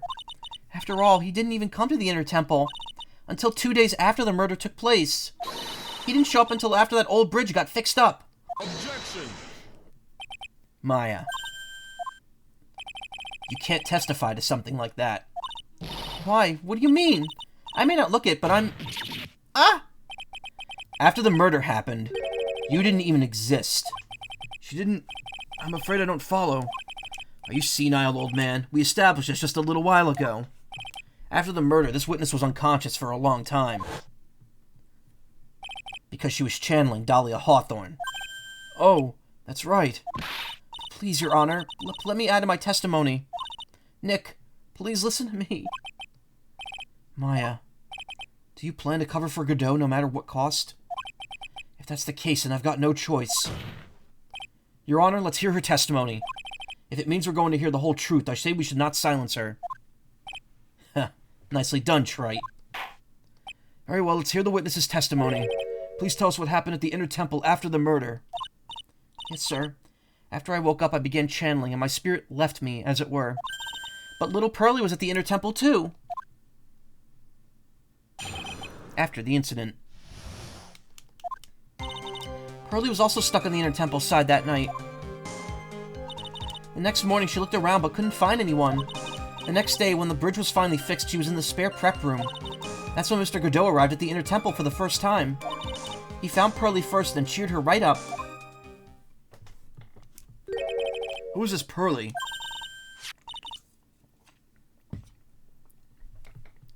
That's my little cousin, Pearl Fay. So when did you hear about this? Oh, just a while ago, when I was in the medical office. I'm terribly sorry. But what you heard from someone else is simply not admissible as testimony. What? Come on! Pearlie would never tell a lie. She's a way more honest person than I'll ever be. Real smart, Maya. You always know the best things to say when you're under oath. Ha! Prosecution has no objection. We believe the witness. Mr. Godot, let's just move on to the cross-examination, if the defense has no objections. This is highly unusual, but, well, Mr. Wright, let's get this cross-examination started.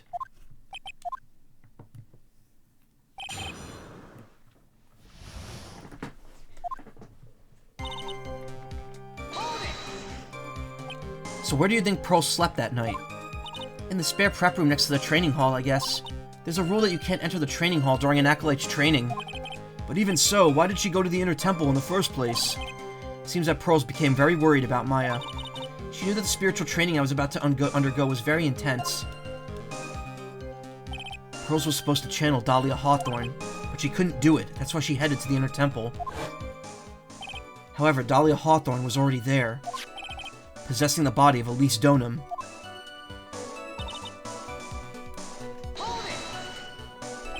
She searched the entire Inner Temple side end to end.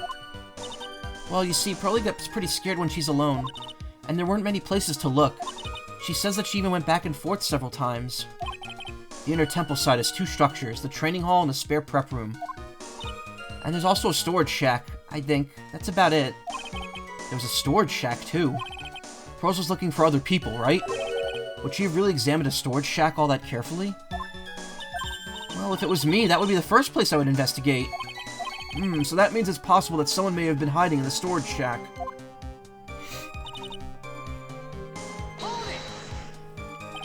Pearls didn't hear the sound of them working on the bridge? What do you mean? I was just wondering why she would stay in the prep room. If it was me, I'd at least go out and wait at the foot of the bridge. Oh, well, Pearlie said she was sleeping at the time. She said she was so scared during the night that she couldn't sleep well and woke up a bunch of times. Poor little girl, all alone like that. Well, we know that she had at least one friend in the Sacred Cavern, Dahlia Hawthorne, who was busy battling with the trick lock. She couldn't let anyone see her, so she wouldn't have shown herself to Pearls. What happened after the bridge was finally fixed? That's when Mr. Godot arrived at the Inner Temple for the first time. So it was your first time in the Inner Temple side, Mr. Godot? Huh, that's funny. Am I imagining things, or the defense just asked me a question? Mr. Wright, please save your questions for the witness. What you heard from someone else is simply not admissible as testimony. Those are your words, Your Honor. Touché, Mr. Wright. Oh well. What do you have to say, Mr. Godot? Hot nights and even hotter coffee. That's what I always say. If it hadn't been for this case, I would have never visited there. A freezing cold temple in the mountains? I think I'll pass. So we'd never visited Hazakura Temple or the Inner Temple, huh? Ha! You want to say something, Trite? In any case, I have to find a crack in Godot's armor. While I cross-examine Maya, that is. Very well, please go on with your testimony. After fixing the bridge, the policeman came over to the Inner Temple side, right? Yes, then Mr. Godot. He found Pearly first and cheered her right up. He cheered her up? That's what Pearly said. She said he was a very nice older gentleman. Thank you for looking after my cousin, Mr. Godot.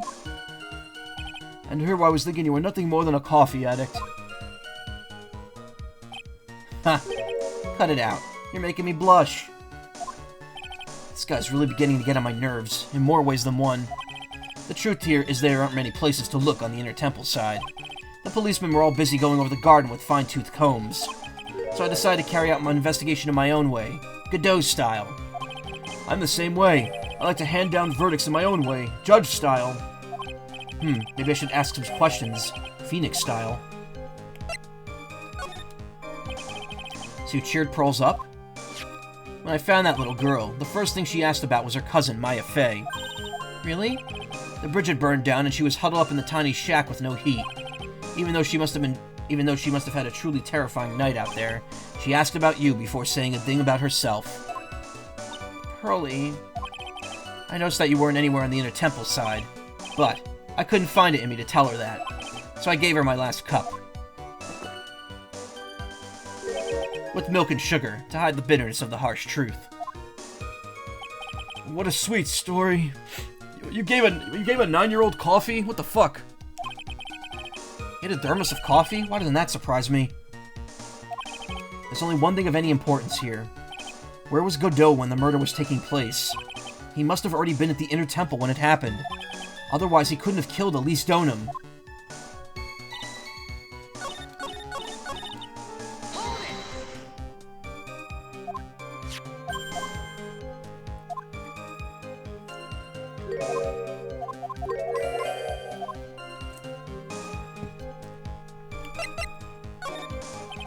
You said you had conducted an investigation of your own. Did you find anything?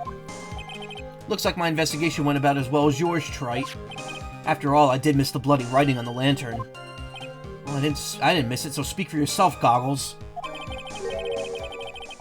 The only odd thing I discovered was the beauty in the training hall. Beauty?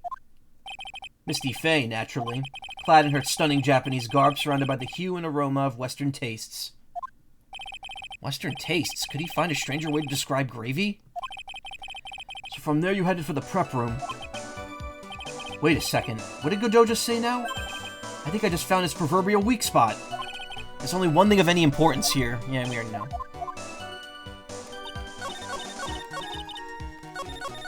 That's when Mr. Godot arrived at the Inner Temple for the first time. How did he know that this was Misty Fey? If he arrived at the first time and saw the scroll covered in gravy, he would not have seen Misty Fey on this thing. Which means he saw it before the gravy was splashed on it.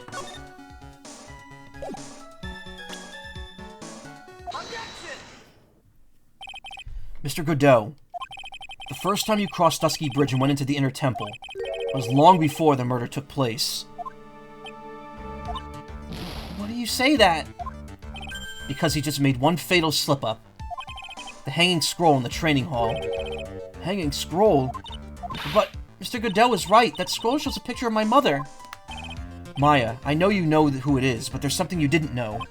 By the time the bridge had been repaired, 2 days after the murder, the hanging scroll in the training hall looked like this. What's that wonderfully delicious smell? The morning after the crime, someone covered it with gravy. Gravy? But why gravy, Nick? Because gravy was much more than a condiment to the culprit. Well, Mr. Godot, if you really hadn't seen the hanging scroll until after the murder, you wouldn't have had any idea of knowing that was Misty Fey on it. wait a minute, Nick. Yes? Take another look at the hanging scroll. Look at the top.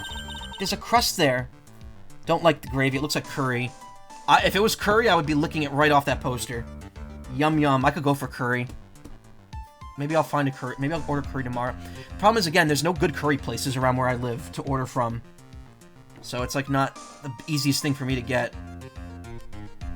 I do have curry powder, though. I put that in my chili, as I've mentioned many, many times. It's the mark of the master, correct? Exactly. So if you know the meaning of the mark, then you could guess it was a picture of Misty Faye on there. True, but Mr. Godot described what was underneath like this. Clad in her stunning Japanese garb, surrounded by the hue and aroma of Western tastes. Oh. Yes, it's possible that he knew what the crest meant. However, he couldn't have known that she was wearing Japanese clothing. Mr. Godot, on the day of the murder, you were hiding at the Inner Temple long before the crime took place. Maybe you can make a chicken curry? Well, that sounds good.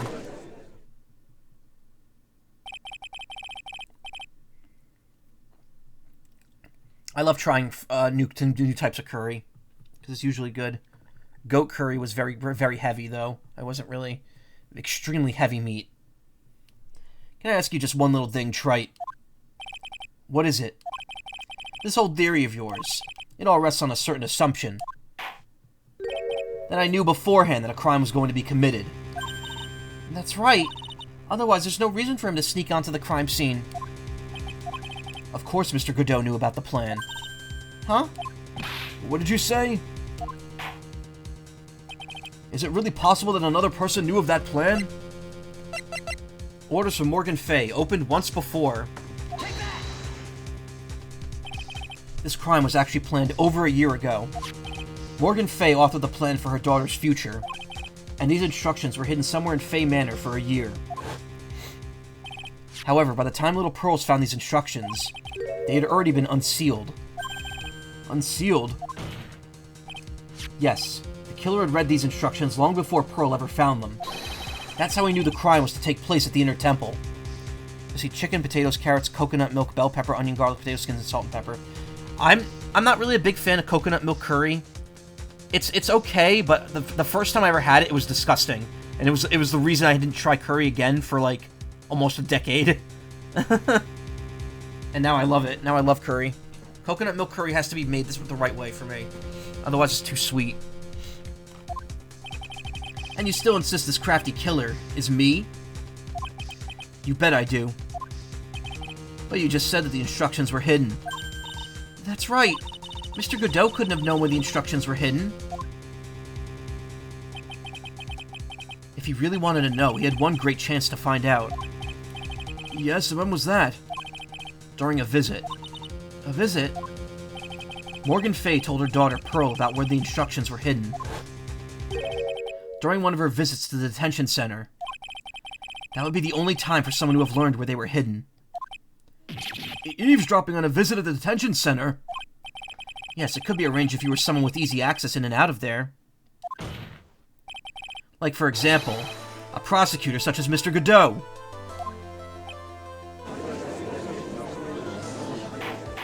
Let's not do food talk, because I'm gonna get hungry.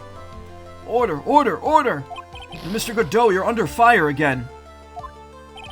This murder could not have been carried out without prior knowledge. And you were the only one that could have acquired this information before the murder.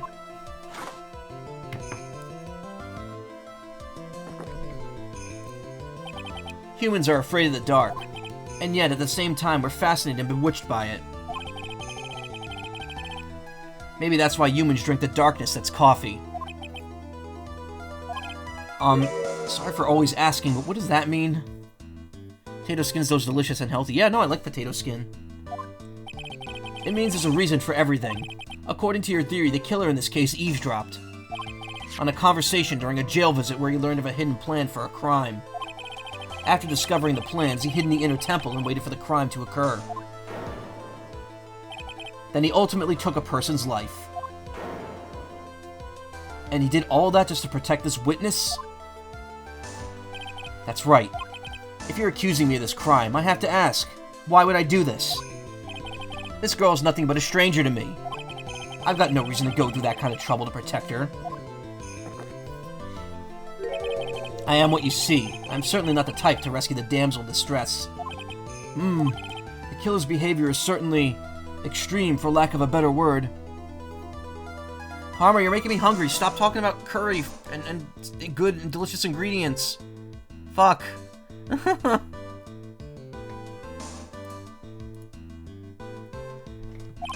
Even considering that the killer wanted to protect this witness's life, his behavior is still a little too unnatural.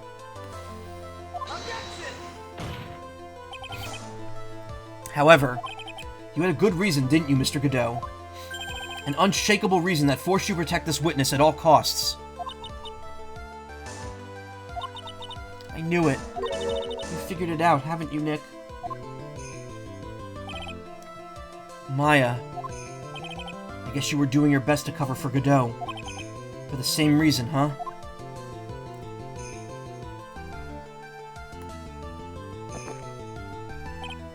Okay, Trite, I'm all ears. Let's hear it.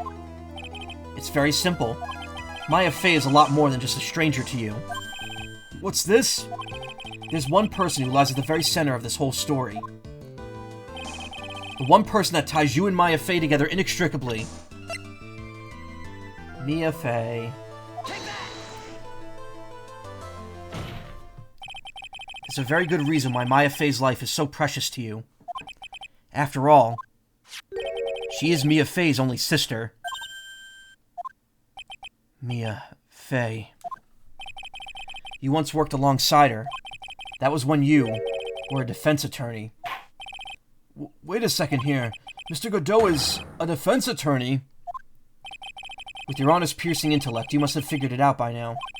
The real name of this man who calls himself Godot.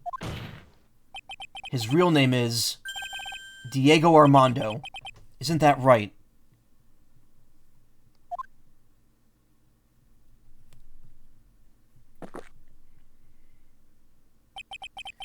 Last time someone called me by that name was over 6 years ago. Diego Armando. That name rings a bell. It should, Your Honor. All of this is related to a single case. A case in which a convict named Terry Falls killed himself. Mia Fey's first time in court, the tragic outcome left a deep wound in her heart. She knew that behind it all was a heartless, scheming demoness in disguise. But in the end, Mia couldn't tear off that disguise. However, there was one man who reached out to help her. Diego Armando, a senior attorney at the office where Mia worked. It's my fault. It's all my fault that Mr. Falls killed himself. Mia, you can't cry yet.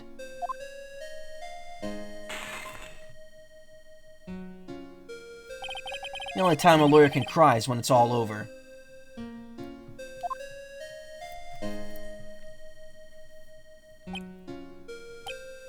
I was moved by her. The way she put all her faith in her clients. That pure, sweet heart of hers. That's why I could never forgive Dahlia Hawthorne. Mia and I thoroughly investigated that fake kidnapping incident. Then one fateful day, Dahlia wanted to meet with me. It had been 6 months since the trial. We met in the courthouse cafeteria. Ah, I just remembered. 6 years ago, right here in this courthouse, you were poisoned. Even I didn't see it coming. Dahlia Hawthorne slipped some poison into my coffee. Some newspapers at the time called it a murder, but very little information about the case was released to the press. But you weren't dead at all. No official reports ever actually called it a murder. I was just in a deep, deep coma. I see. My body shut down, and my life became nothing but a long, deep sleep. That woman's poison did a real number on my central nervous system. I lost my sight, and all of my hair turned white due to the damage it caused. That's terrible. Apparently, it was a miracle that I ever regained consciousness. 5 years had passed since I drank that poison brew. Then one morning, my eyes flew open from the smell of a doctor's cup of coffee. 5 years? You were asleep for 5 years? And the worst possible news was waiting for me. Mia Fey was dead. From the very moment I opened my eyes, I had already lost everything I thought I had. The woman I loved had been murdered, and the woman I loathed had been sentenced to death. The woman you loathed. The woman who had spiked my scalding hot coffee. Dahlia Hawthorne.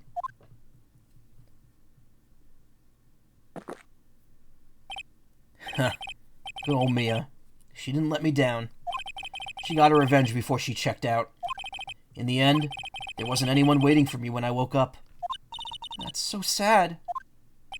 For someone like me, for someone who had slept away their best days, there were only 2 reasons left to live.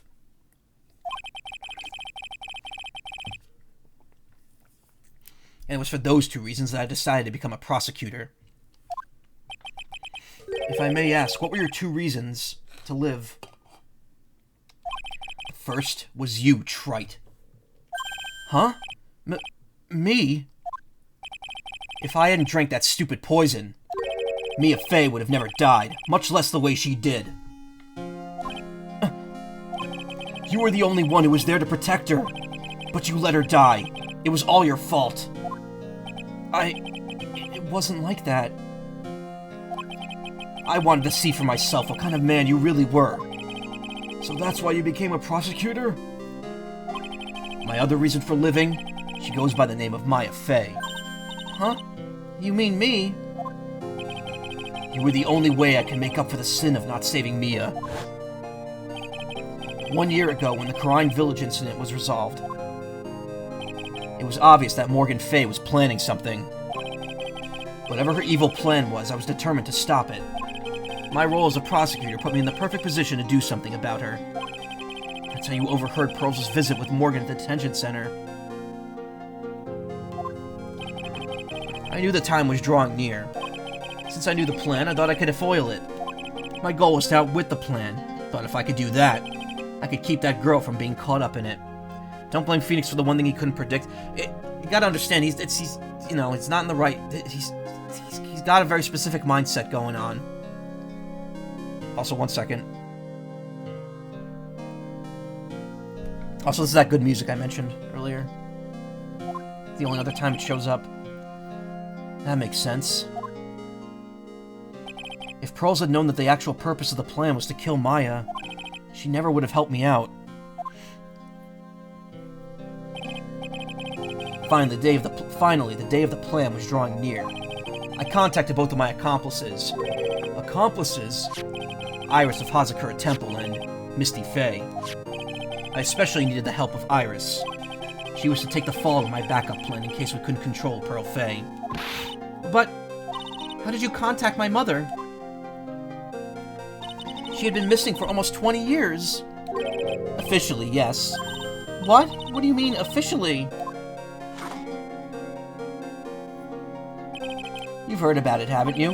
About the strong ties between the main family and the government. Now that you mention it, Bikini did say something to that effect. She said that the Master of Karine had great authority. Even without her official position, Misty Fey still wielded great influence. The police have been keeping an eye on her movements all this time. That's how I was able to contact her. Again, because of my position as a prosecutor. So my mother was cooperating with you? Don't ever forget. No matter how far away from you she was, she never stopped thinking about you. She was always... That's why I knew she would do anything to protect you. If you want to know how strong her resolve to protect you was, look at her staff. Her staff? The one with the sword in it? The day the plan was to be carried out arrived soon enough. We met for the first time at Hazakura Temple. That's when your mother showed me her special staff. I realized it then, just how far she was willing to go. She was ready to use that sword to protect you from Morgan Fey if necessary. Yes, even if it meant paying the ultimate price. Mother... That night, the night of the crime, there was just one way to stop Morgan's evil plan. You mean Pearls, don't you? We had to make sure she didn't channel Dahlia Hawthorne. Well, Pearl, what are you going to do tonight? Well, if you'd like, you could come to my room. Perhaps we can read some books together. We thought we could prevent her from playing her part in Morgan's plan, but she never showed up. She was worried and followed me to the inner temple. Yeah, Misty was about to go Ronin on Morgan's ass, though she had to know Morgan was in jail. That was the thing we were most afraid of, and that's why Misty Fey had to do the channeling herself. She channeled Dahlia Hawthorne into her own body. What do you mean? If she channeled the spirit first, then Pearls wouldn't be able to do it herself. As Master of Karai, Misty Fey's power was supreme, so that's how it went down. She channeled Dahlia Hawthorne so that Pearl Fey wouldn't be able to. No way! Blah, blah, blah, blah.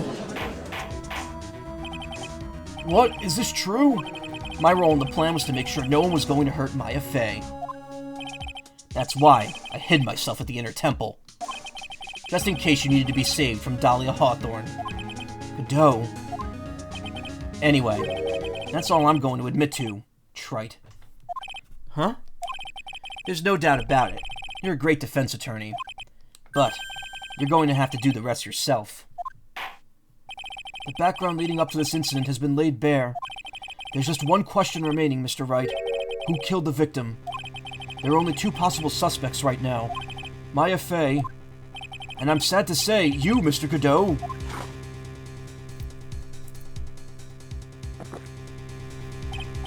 Well, Trite, if you're the real deal, then finish this thing once and for all. Oops. Show us beyond a shadow of a doubt that you could finish this on your own. No, Nick. Please don't. Maya, I heard the whole thing from my sister in the medical office. That's why I have to protect Mr. Godot. I can't do it. I can't testify against him. After all, he's the man who put his life on the line to protect Mia, and me too. Maya, I know that. Nick. But even so, it doesn't absolve him of his crime. Please, Maya, testify. Miss Fey, your testimony, please. This is the final testimony. Don't bother trying to hide anything, because I'll know. I want to hear the truth from your own lips. I understand. I'm sure you're right. I'm ready now, Nick. Alright, young lady, tell us about the moments before you lost consciousness. What exactly happened at the time of the murder? Time of the murder. Just before it happened, I think I saw some red lights. 3 of them. I thought I'd ask for help, but just then I was splattered with blood. She wasn't dead, though, and she struck back at the enemy behind her. Suddenly, the red lights were out, and the whole area was dark. Just at that moment, there was a horrible scream. Right after that, Dahlia collapsed and I lost consciousness. These red lights, I thought you said you don't remember seeing them. I'm sorry. I thought I saw them, but then they disappeared all of a sudden. Ha! Things break, Trite. Even the best of theories. Who was it that stabbed Misty Fey? Looks like you still can't prove it. Maya's telling the truth this time, I know it. The rest is up to me. Well then, Mr. Wright, proceed with your final cross-examination of the witness.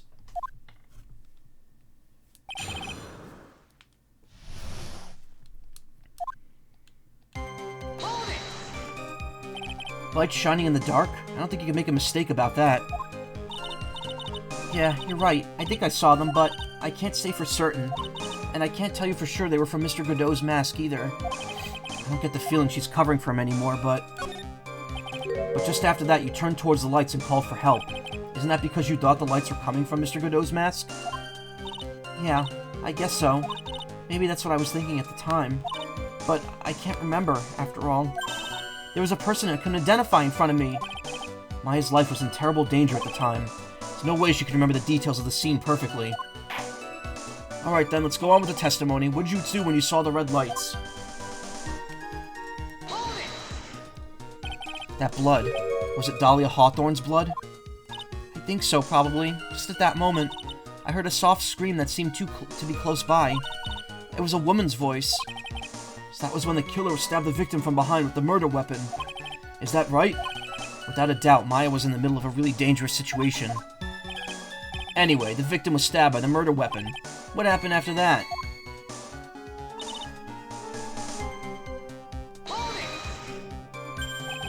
Struck back? How do you know that? Well, you're right. I didn't see it exactly. But I could tell by the sounds of their breathing and movement. And also the smell of blood. You witnessed more horror than any young lady should ever have to in one life. So then, what did you do at that point? I couldn't move. I could just barely make out their shadows moving in the dark, but I had no idea what to do. Could you still see the red lights you mentioned earlier? Yes, I think so. But suddenly the red lights went out and the whole area was dark. Oh, whoops. They went out. Yeah, suddenly I couldn't see them at all. What could it mean? If the red lights were coming from Godot's mask, and they went out in the middle of a fight, maybe the mask was damaged. Or maybe it was knocked off. Or maybe the batteries ran out. Right, Trite? Or maybe those little red pinhead-looking lights just stopped working. What could have really happened then? Just at that moment, there was a horrible scream. What do you mean by just at that moment? Do you mean the moment when the red lights went out? Yes, that's right. The scream that you heard then, was it Dahlia Hawthorne? I don't think so. I'm pretty sure it was a man's voice. What? So then, that scream came from the killer. That's got to be it. I think Dahlia Hawthorne must have taken the blade and attacked the killer with it. And then the killer let out a scream of pain, huh? After that, the killer stole the blade back and delivered the final blow, I guess. Well, Mr. Wright, it seems to make sense to me. Sounds like a reasonable deduction, but I still kind of wonder.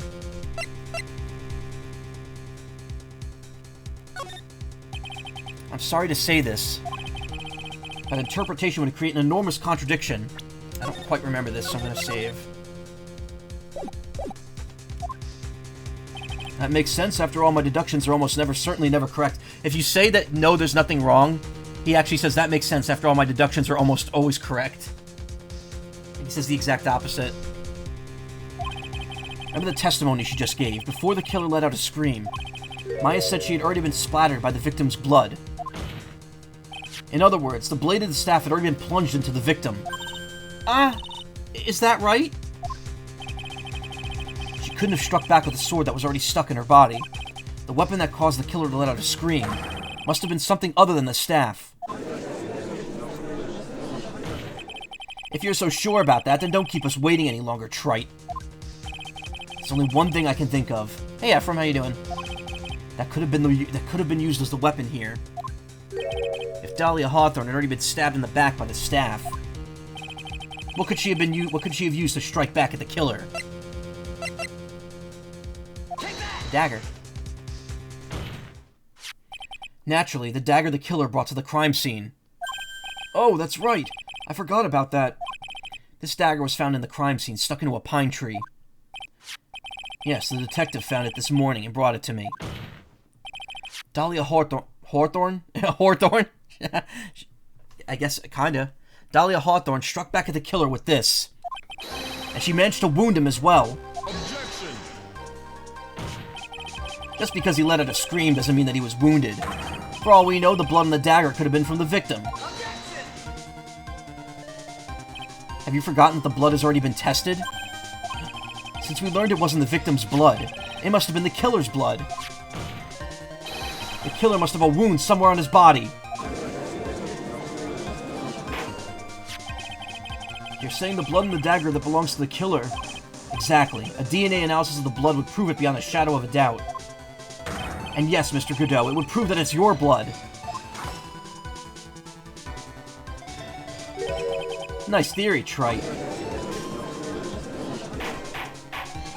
Order! Order in the court! Is this the end? Have I done it? Even he won't be able to change the results of a scientific test. Ha! Let me ask you something, Trite. Let's just say that it turned out that I was the killer. Do you really think I'd be stupid enough to leave evidence like that? What? Just think for a second.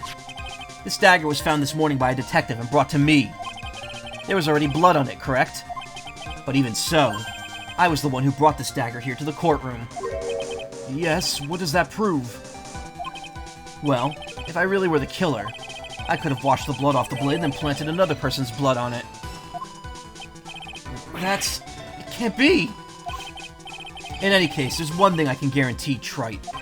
That blood, it doesn't belong to me. Not a chance. What?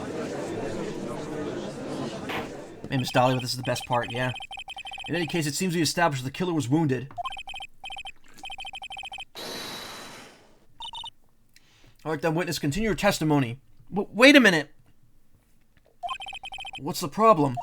I know I probably shouldn't say this, but there's a big contradiction in Nick's explanation. Maya... This dagger, you said that it was wounded the killer. That's right. But, if Mr. Godot had really been cut with the dagger, his clothes should be bloody or have a rip in them, right? Maya? Maybe he just changed his clothes? That solved the contradiction pretty easily. What are you talking about? It's not that simple at all. Remember back to the day of the murder? Everyone that was on the Inner Temple side got trapped there. Oh, that's right. And once the bridge was fixed and the police headed for the Inner Temple, Mr. Godot was already there waiting for them. He never had a chance to change his clothes. Ah! Order in the court! What in the witness says is true? Well, maybe he brought a change of clothes with him. But no one could have predicted the lightning strike that shut down the bridge. Why would anyone have brought a change of clothes? Did the judge take smart pills during the last recess? Well then, maybe the killer took his clothes off before he committed the murder. That way he wouldn't get any blood on them. Objection! That's impossible, Trite. You know how cold it gets up there late at night. After a few minutes with no clothes on, you'd be frozen solid. Ah!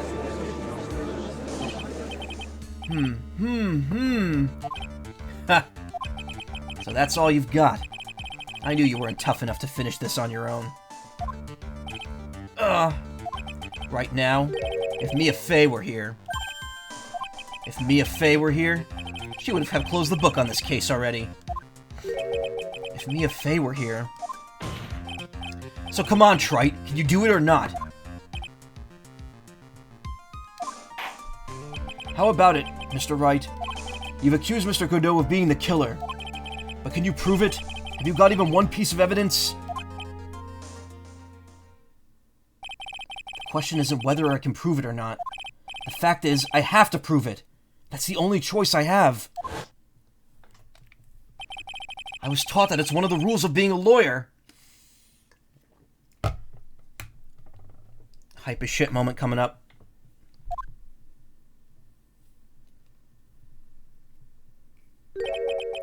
I can prove it. I'm going to bring your magnificent vengeance to fruition, just as you want it. Ha! That's good. A fighter to the bitter end, Trite. Since there's just one piece of evidence that can prove your point, why don't we go for the unlimited penalty? Are you trying to pressure me, Mr. Godot? Because it doesn't matter to me. I've got the one piece of evidence I need. Give me a break. You got nothing, Trite. So what do I do at a time like this?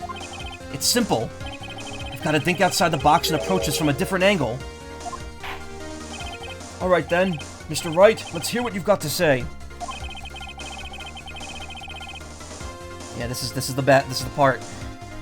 There's one thing I've demonstrated in the previous cross-examination. The killer was wounded. That was proven by the blood in the dagger. But we decided it was impossible for him to have hidden such a wound. If he had been cut by a dagger, there should be a blood stain on his clothing. There's one place the killer could have hidden his wound. What did you say? Hidden? This is it. My last stand. I need to think about this from a different angle. I don't need to think about why there were no bloodstains on his clothing. I need to show how he hid the wound. It's the end of the line. The final stop, Wright. Let's hear what you've got. Where's this location where you say the killer hid his wound? I mean, it's pretty obvious. If the lights went off when he was struck, then the wound can only be in the spot that the lights were covering, aka his face. Very, very simple stuff.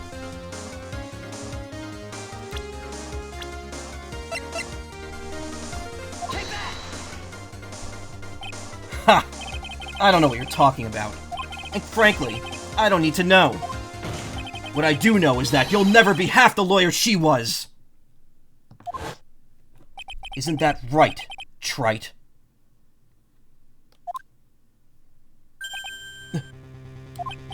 What was that just now? Mia? It can't be. You're living on? Through him? Even as we speak, you're still hiding the wound!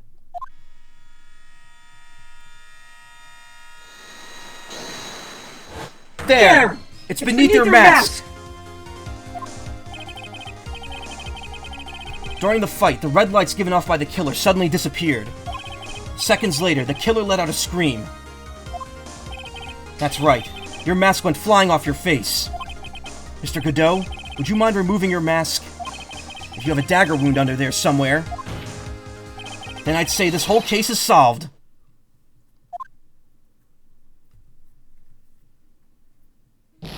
Ugh.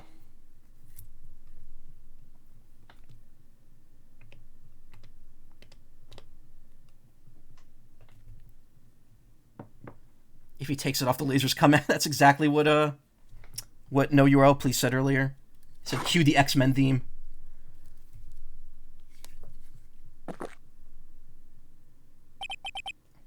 Just now, I saw her spirit in you.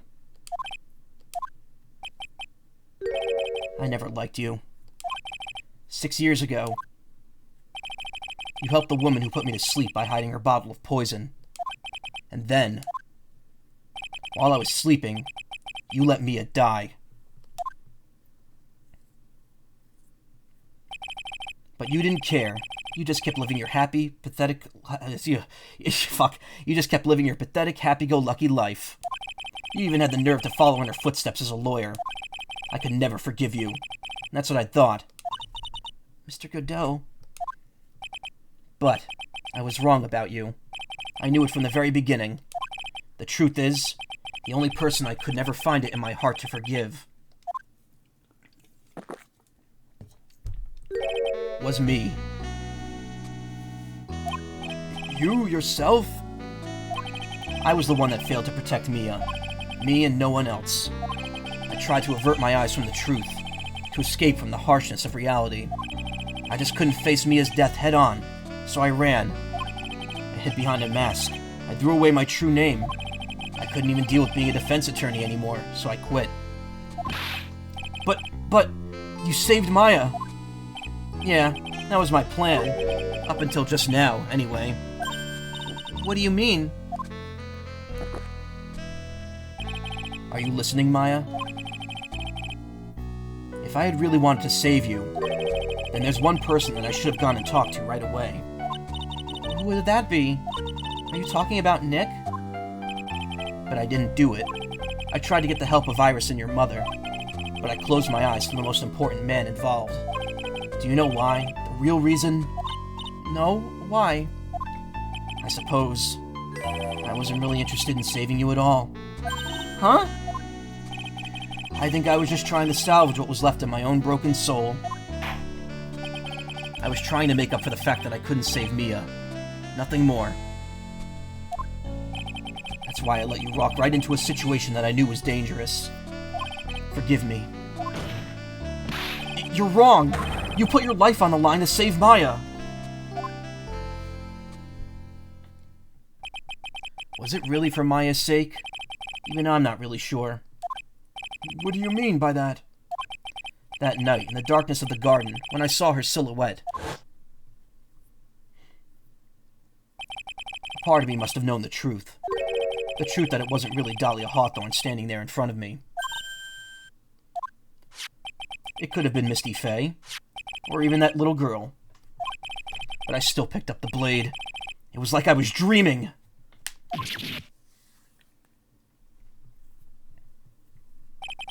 I'm not exactly sure what was going on in my mind at that point. Was I really motivated by the pure desire to protect Maya Faye? Or was it something else? Was it my hatred for a woman who had stolen everything from me 6 years earlier? Could it have simply been a desire for revenge? And now, I don't know anything anymore. I did learn something today, however. I finally realized that I was the arrogant one. I was just chasing an illusion, a fantasy. The stupid fantasy of defeating you in the courtroom. You were the one who made me realize my folly. You never ran away from Mia's death. Instead, you picked up right where she left off, as a true defender of the people. In that one moment, I finally understood everything.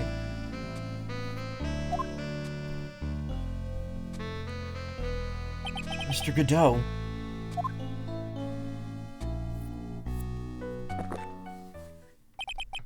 I think you already know this, but if you don't, my name is Diego Armando. Mr. Armando, I believe in you. I know you were trying to save me.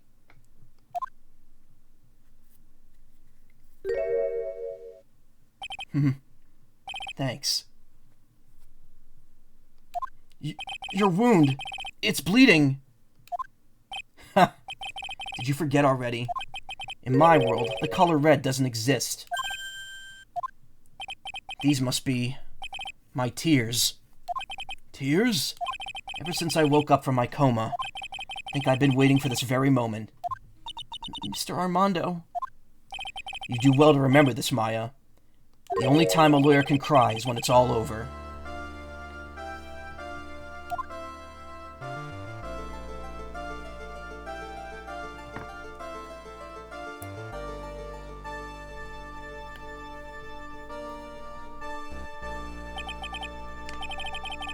What a banger. God damn. This time, it really is all over, isn't it? Defendant? Yes, Your Honor. Although you weren't directly involved in the murder, tampering with the body in the crime scene is a serious offense in itself. I understand, Your Honor. Mr. Armando explained that to me very carefully. I knew the risk and I willingly cooperated anyway. Very well. Before I hand down my verdict, is there anything you'd like to say? Well, there is one thing. I'd like to say something to Mr. Wright. I want to apologize to you. Apologize to me? For what? For the case 5 years ago, of course.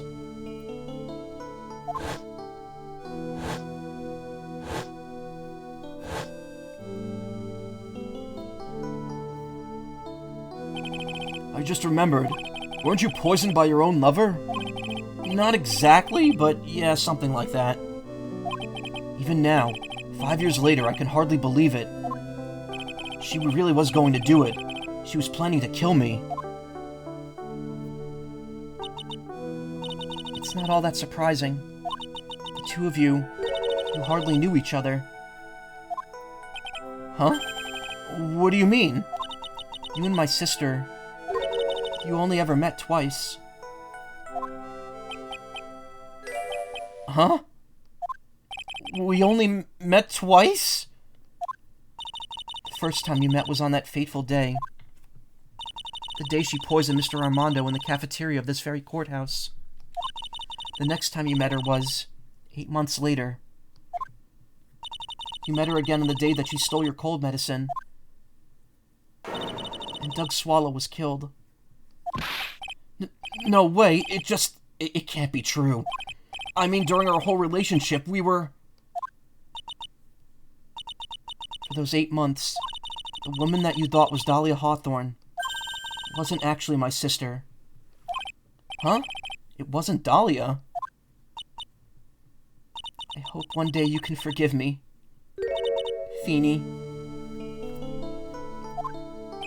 You mean... That's right. I lied to you for 8 months.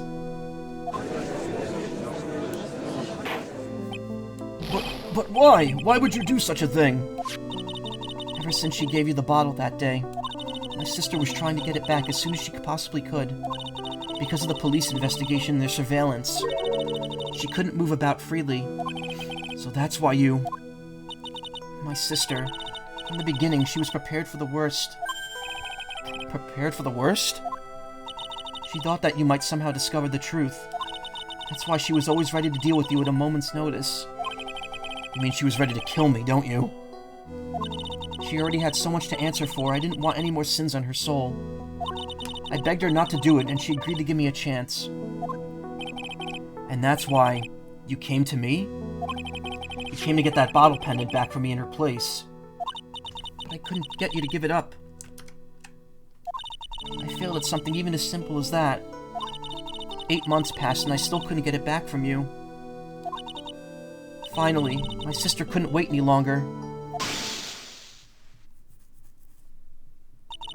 She didn't consult me about her plans for you that day. It was the first time that had ever happened. It was a bit strange, wasn't it? Up until that day, you two were partners in crime and she would confer with you. I think she must have noticed. Noticed what? My feelings for you. If I had found out what she was planning to kill you, I would have done whatever it was necessary to stop her, even if it meant her life or mine. Iris, after spending those 8 months by your side, my feelings for you, they changed. I have something to say to you, too. Yes? You really are the person I always thought you were. Even after Dahlia Hawthorne was found guilty, I still believed in you.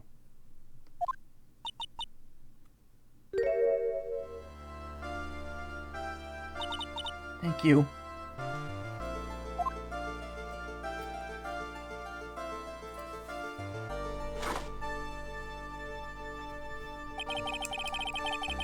How many cups of darkness have I drank over the years?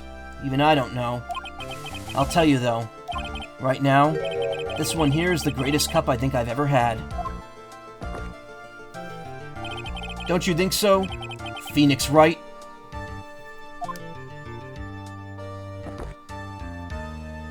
Yeah, I think you're right. Look at that weird, awkward coffee sprite. Why is his face like that? Really wish they shipped this pair in later games, yeah.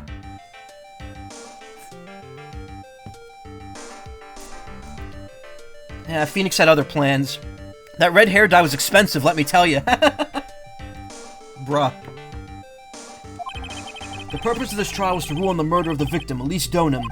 At some point, I expect you will be tried for your role as an accomplice in this case. I understand, Your Honor. Very well, on the charge of murder, I hereby find the defendant...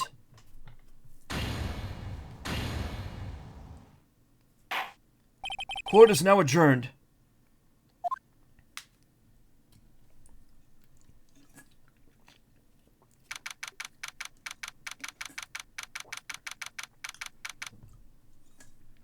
No confetti here. There's just way too much happening.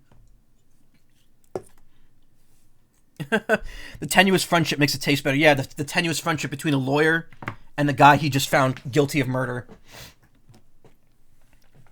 February 10th, 4:51 p.m. District Court, Defendant Lobby, number 1. So I guess it's all over. The way everything ended, was justice really served? The man who risked his life to save Maya is being sent to prison by my own hand. Of course justice was served. Yeah, of course justice was served. Mia, I'm proud of you, Phoenix. Your defense was truly brilliant. But I couldn't save Mr. Armando, the man who cared so deeply for you. You're wrong, Phoenix. You did save Diego. You saved him in the only way possible. You mean, with that verdict? I think one day you'll understand too. Phoenix, I want you to remember one thing. You were as good out there as any defense attorney could ever hope to be. There's nothing more you can learn from me. Mia! You've accomplished something I wasn't able to. I owe you a great deal. Thank you. Mia. I'm sure we'll meet again someday, Phoenix.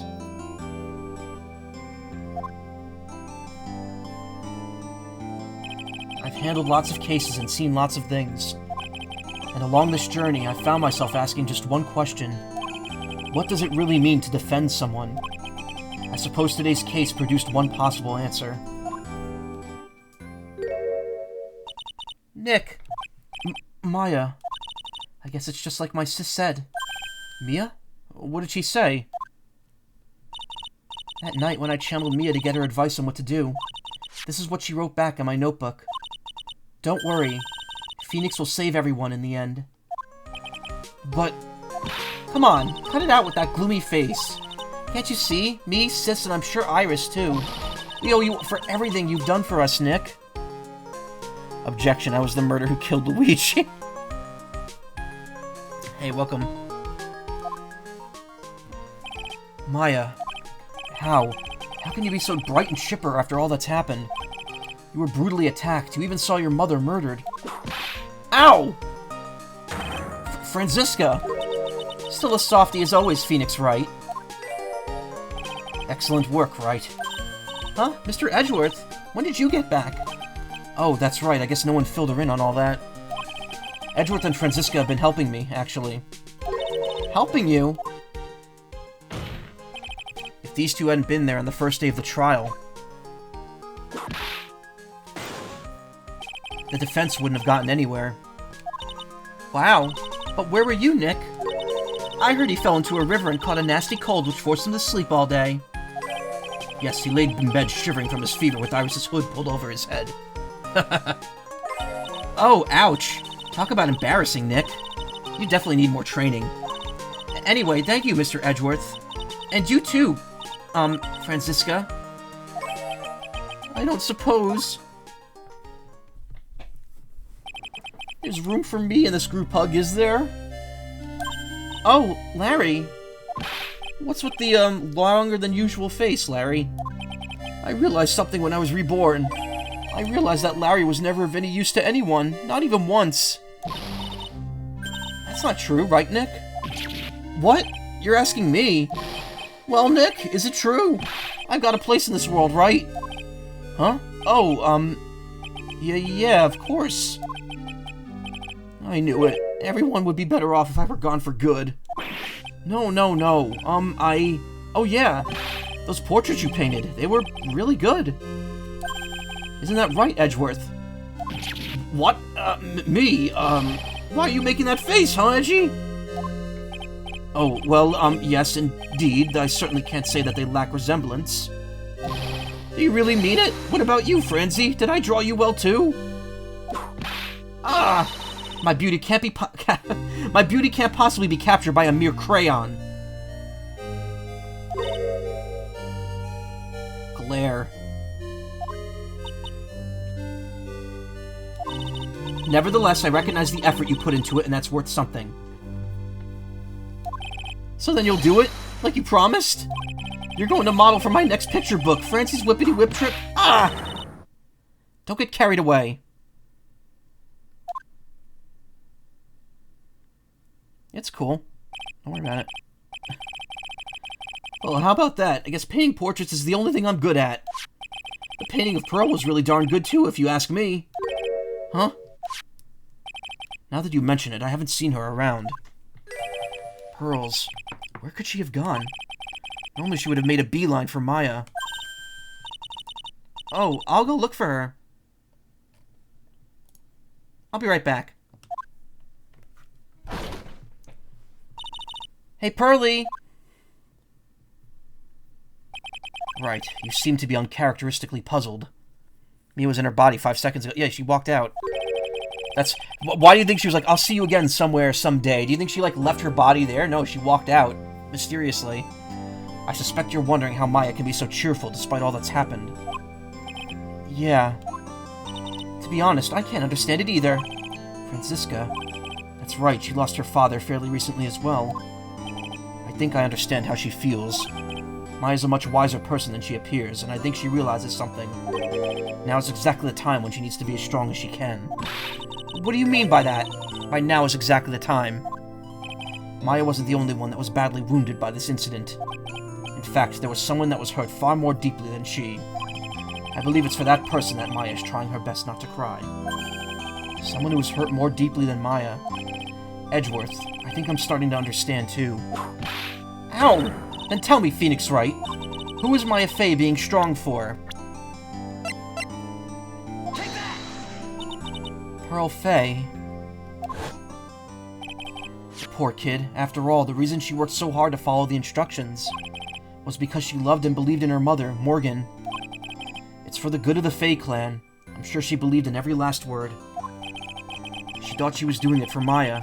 That's why she was so happy. It shows how truly devoted she is to Maya.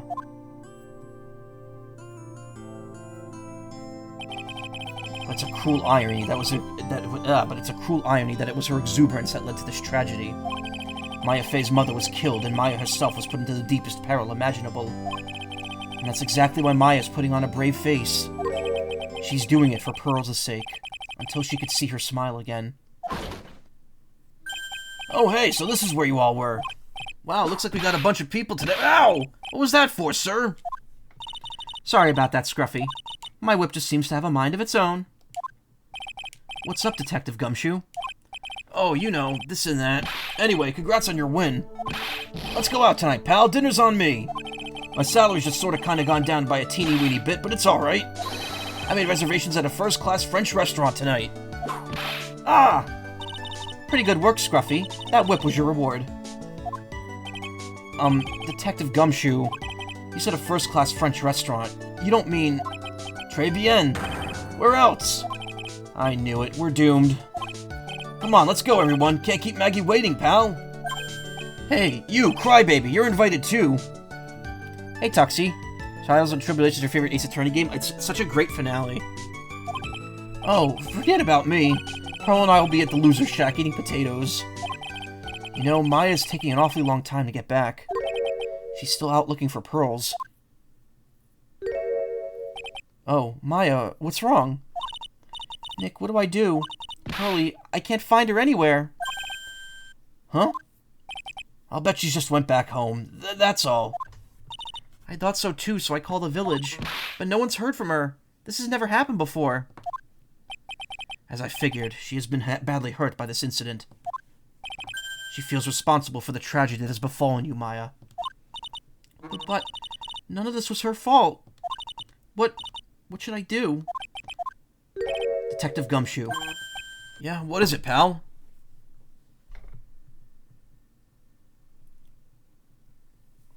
What? Could you guys go on ahead?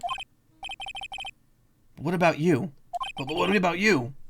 Maya and I will... We'll join you guys once we find pearls. Nick!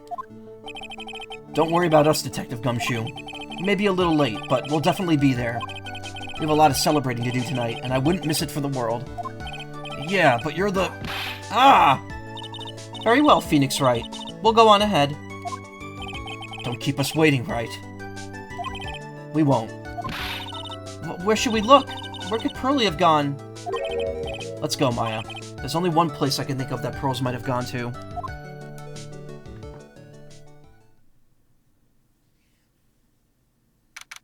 February 10th, Hazakura Temple. Main gate. Hazakura Temple? For pearls, I bet this is a very important place. After all, it's where this whole incident started. What's this? You're all back again so soon? Sister Bikini? I thought we'd be eating mashed potatoes alone tonight. So she's here? Pearly is here? She's in the inner training hall. Why don't you hurry along and go see her? Okay.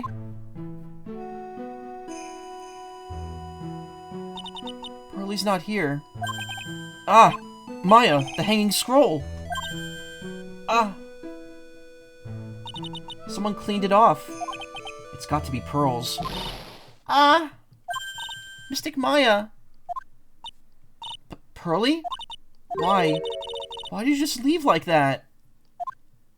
Mystic Maya. Mystic Maya!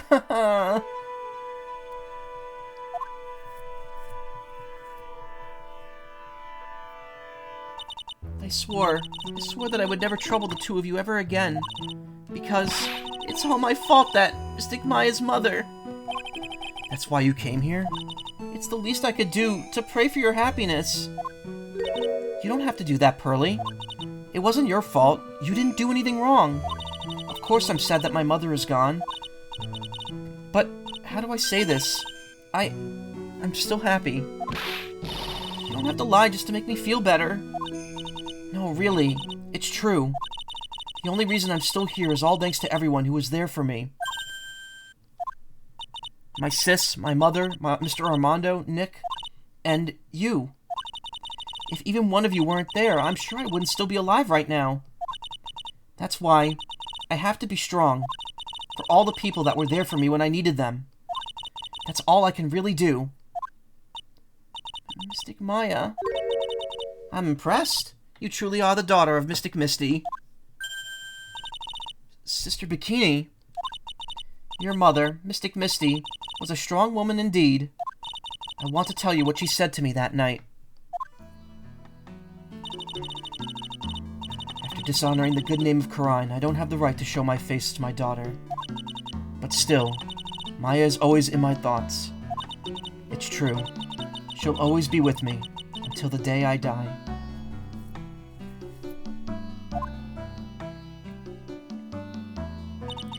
Your spirit was with her. That's why your mother was so strong. Even at the end, I'm sure she had no regrets. She'll always be with me until the day I die, huh? There's a rule or something that all masters to follow, isn't there?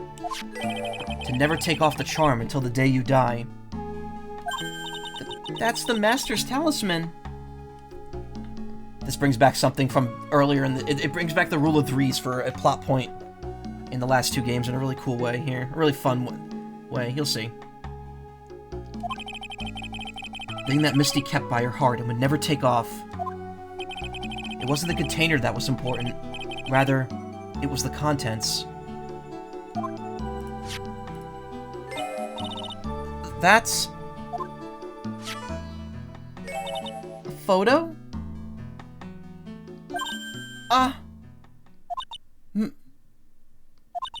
Mother...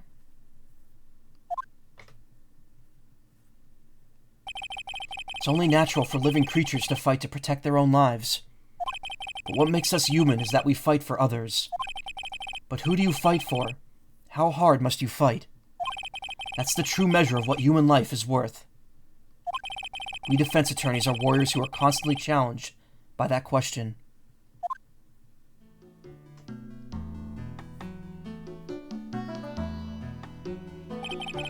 Even when the battle is over and the bonds that connect us are severed, we always return, time and time again.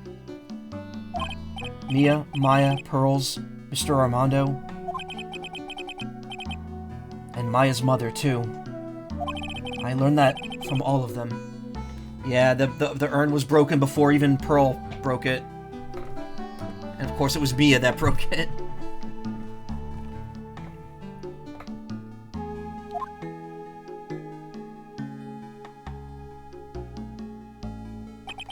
Well, shall we get going? Everyone is waiting. Ah! This is a day to remember. A day when a lot of things were finally put to rest. I think we should celebrate what we've overcome today. But I still can't. Oh, go on, sweetie. You could come back for training anytime. Okay. Alright, I'm going to make a brand new start too. Sister Bikini, I'll be back for more training, I promise. I know, and I won't go easy on you just because you're the future master. I'll make sure to prepare reservations for 3 when you come back.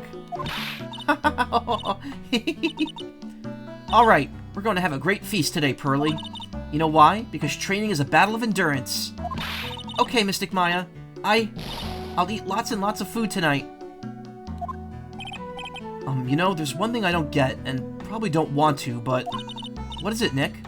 Reservations for training is fine and all, but why for 3? Come on, what do you think? You're one of us, Nick. Next time you could train right alongside us. Huh? I'll be waiting for you. Sister Bikini will take special care of you. Huh? Huh? It'll be great, Nick. We're going to do the special course, naturally. Huh? Huh? Huh? That's a great idea. After all, Mr. Nick, you'd do anything for Mystic Maya, wouldn't you? Even walk on hot coals, right?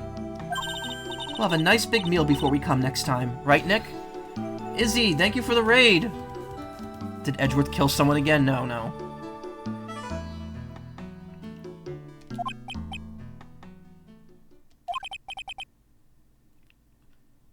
Did Edgeworth kill someone again? Michael Macaw, were you the murderer of Loogie? No. Edgeworth killed the chat. You know, I was wondering if I could say just one little thing. Sure, of course you can. Oh, I love this part. I can't wait to hear it. I'm getting goosebumps, too. Hey, everyone. Izzy, what were you playing? I don't have shoutouts set up. I gotta do that with Nightbot.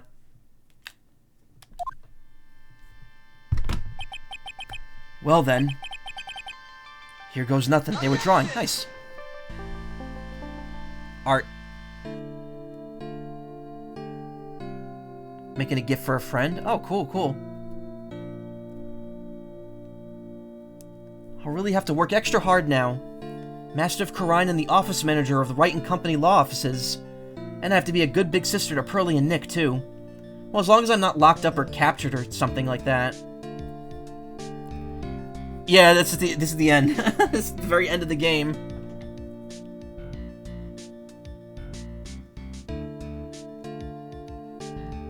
So it's true, Mr. Nick really is Mystic Maya's knight in shining armor. He went through with the special course all the way to the end. Actually, I heard there's a legendary extra special ultra course here too. I think I'll surprise the 2 of them by making them a secret reservation. No, it's alright. I was gonna do something else after this too, so we'll see, but I don't know, it's gonna be 40 minutes long, and I don't know if I have the time for that. Maggie brought me a brand new coat as a present, pal. I feel 10 years younger. I'll never take it off. Yeah, but somehow you just don't seem the same. I guess a dirty, shabby old overcoat is just more detective-like, sir.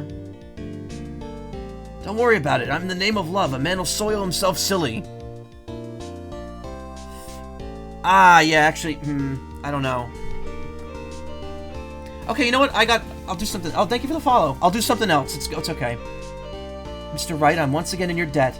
Thanks to you, the Treasures of Karine was a great success. Blech. I even got to see Miss Von Karma, who I hadn't seen for almost a year. She taught me how to use a whip, and I said that I must simply show you what I've learned.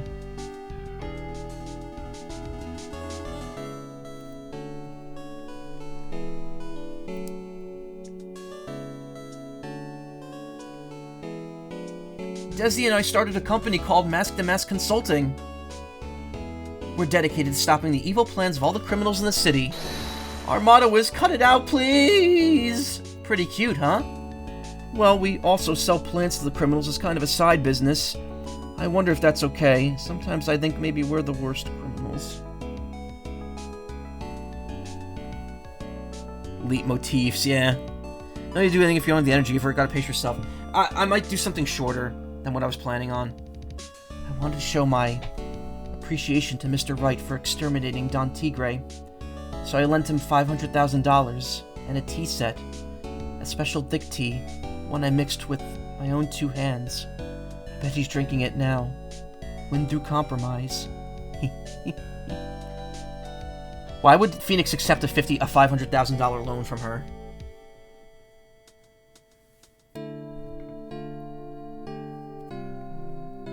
I'm just old and in the way. A wrinkly, grumpy clown-nosed waste of flesh. At least that's what I thought. But my grandkids had a birthday party for me the other day. Talk about embarrassing. 69 years old and I cried like a baby with a dirty diaper.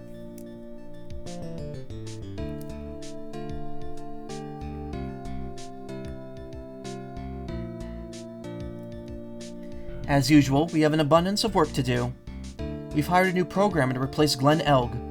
I do hope everyone will get along. His name is Adam Mata.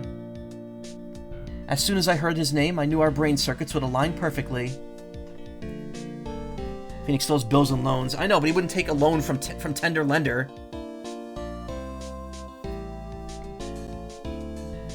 My, more reporters? Since the murder, we've been made so much money, I hardly know what to do. I think the magazines like us because I provide such a nice visual, especially in spring. Can hardly wait for Iris to come back.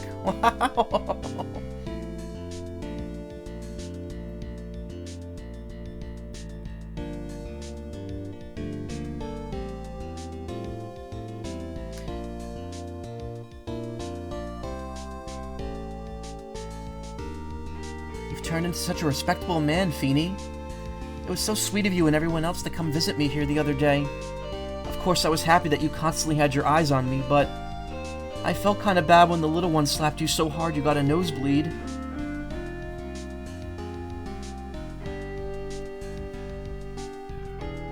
Objection!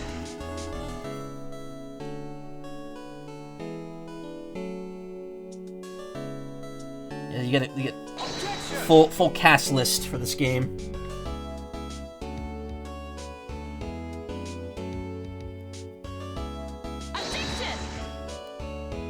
And Iris was never remembered again. Nope. Oh, sorry. Sorry, Mia. You went dark. Ben Judd sounds familiar. I mean, she just works for Capcom, I think. Objection! Same with Franziska's voice actress. She's a localizer. Objection!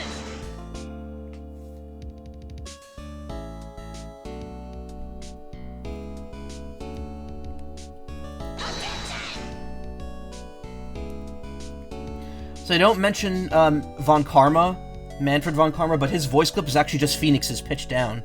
So technically he's credited. Also, we get the old bad cameo now. What's this? I'm back from a long and tiring vacation and no one's here to greet me. I guess while I was gone, my little whippersnapper buddy quit and now I've got no one. And what kind of lonely, crazy security room is this supposed to be anyway? Oh, with all the flashing lights and switches, I feel like some sort of space alien.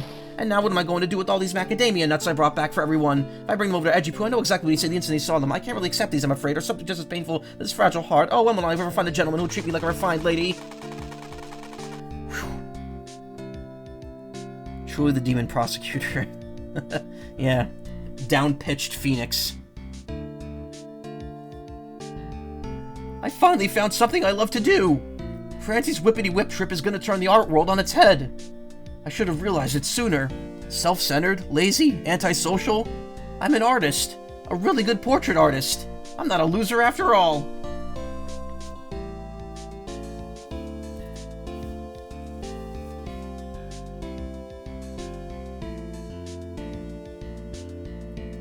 Larry's a really, yeah, he is a good, look, he drew that. That's amazing. Shinji Mikami. Great executive producer.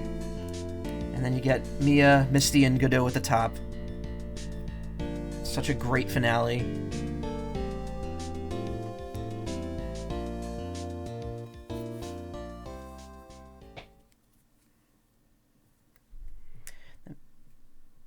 Phoenix will never give up his badge, especially over a dumb mistake. No, of course not. He's just getting started. But yeah, that's it. That's how the series ends. There is nothing more to it than that. It is a moving finale. I'll say that. You know, the series was something that was largely a college series for me. First game came out right when I started college, and all the way up to my last year of college when the first Edgeworth game came out. It was kind of like almost a yearly release, and I really enjoyed it. I probably didn't appreciate it as much back then as I do now. The whole concept of, you know, dealing, like, especially in this last case, with dealing with, you know, people dying that you know, and like, moving on and protecting others, all that stuff, it's stuff that's resonated a lot with me, especially over the last couple years. You know, there's been there's been some death and some hardships that I've dealt with, and I think that makes me appreciate the story of this all the more over the years. And it's a great series. This game goes on sale often. Ace Attorney was depressed more than 10 years ago. Yeah. It's a great series. Absolutely worth your time. There will be more of it. So this month, the Apollo Justice Trilogy is coming out, which is the 4th, 5th, and 6th games, which are DS, 3DS, and 3DS. They are not as good. They're better in some ways, but not as good in other aspects. I will get it, and I will stream them eventually, but all the games are good. Yeah, bad Ace Attorney is still good. Bad Ace Attorney is still Ace Attorney. I will, at some point, do the Edgeworth games, because even those came out after Apollo Justice, they do take place before Apollo Justice. So I'd rather do those first, and then do the trilogy, the second trilogy. But that's a lot of game. That's 5 more games I have to play. So I think I'm good on that for now. I don't think I really need to worry about doing another Ace Attorney game at just this moment. That being said, well, actually, now I don't know what to do, because I was hoping I would be done with this like 20 minutes earlier. So we could watch the Ace Attorney bloopers. Because that's 50 minutes, that's 43 minutes long. If I started that now, that would be that'd be like, oh my god, no, that would be, wait, 10, 17, okay, no. That would be almost 4:20, 4:30 by the time that ends. I can't go that late again. Alright, you'll probably sleep. Alright, well, thank you for coming, Toxie. I appreciate it. Also, again, everyone follow Izzy the Fat Cat, because they're an amazing artist, and thank them for the raid. I'm sorry. Anyway, alright. So that's the end of Ace Attorney Trilogy. What a ride. Was great. Loved it to the last minute. Was great on a revisit. Hope everyone else enjoyed it too. I may do one more thing, so give me 1 second and I'll set it up.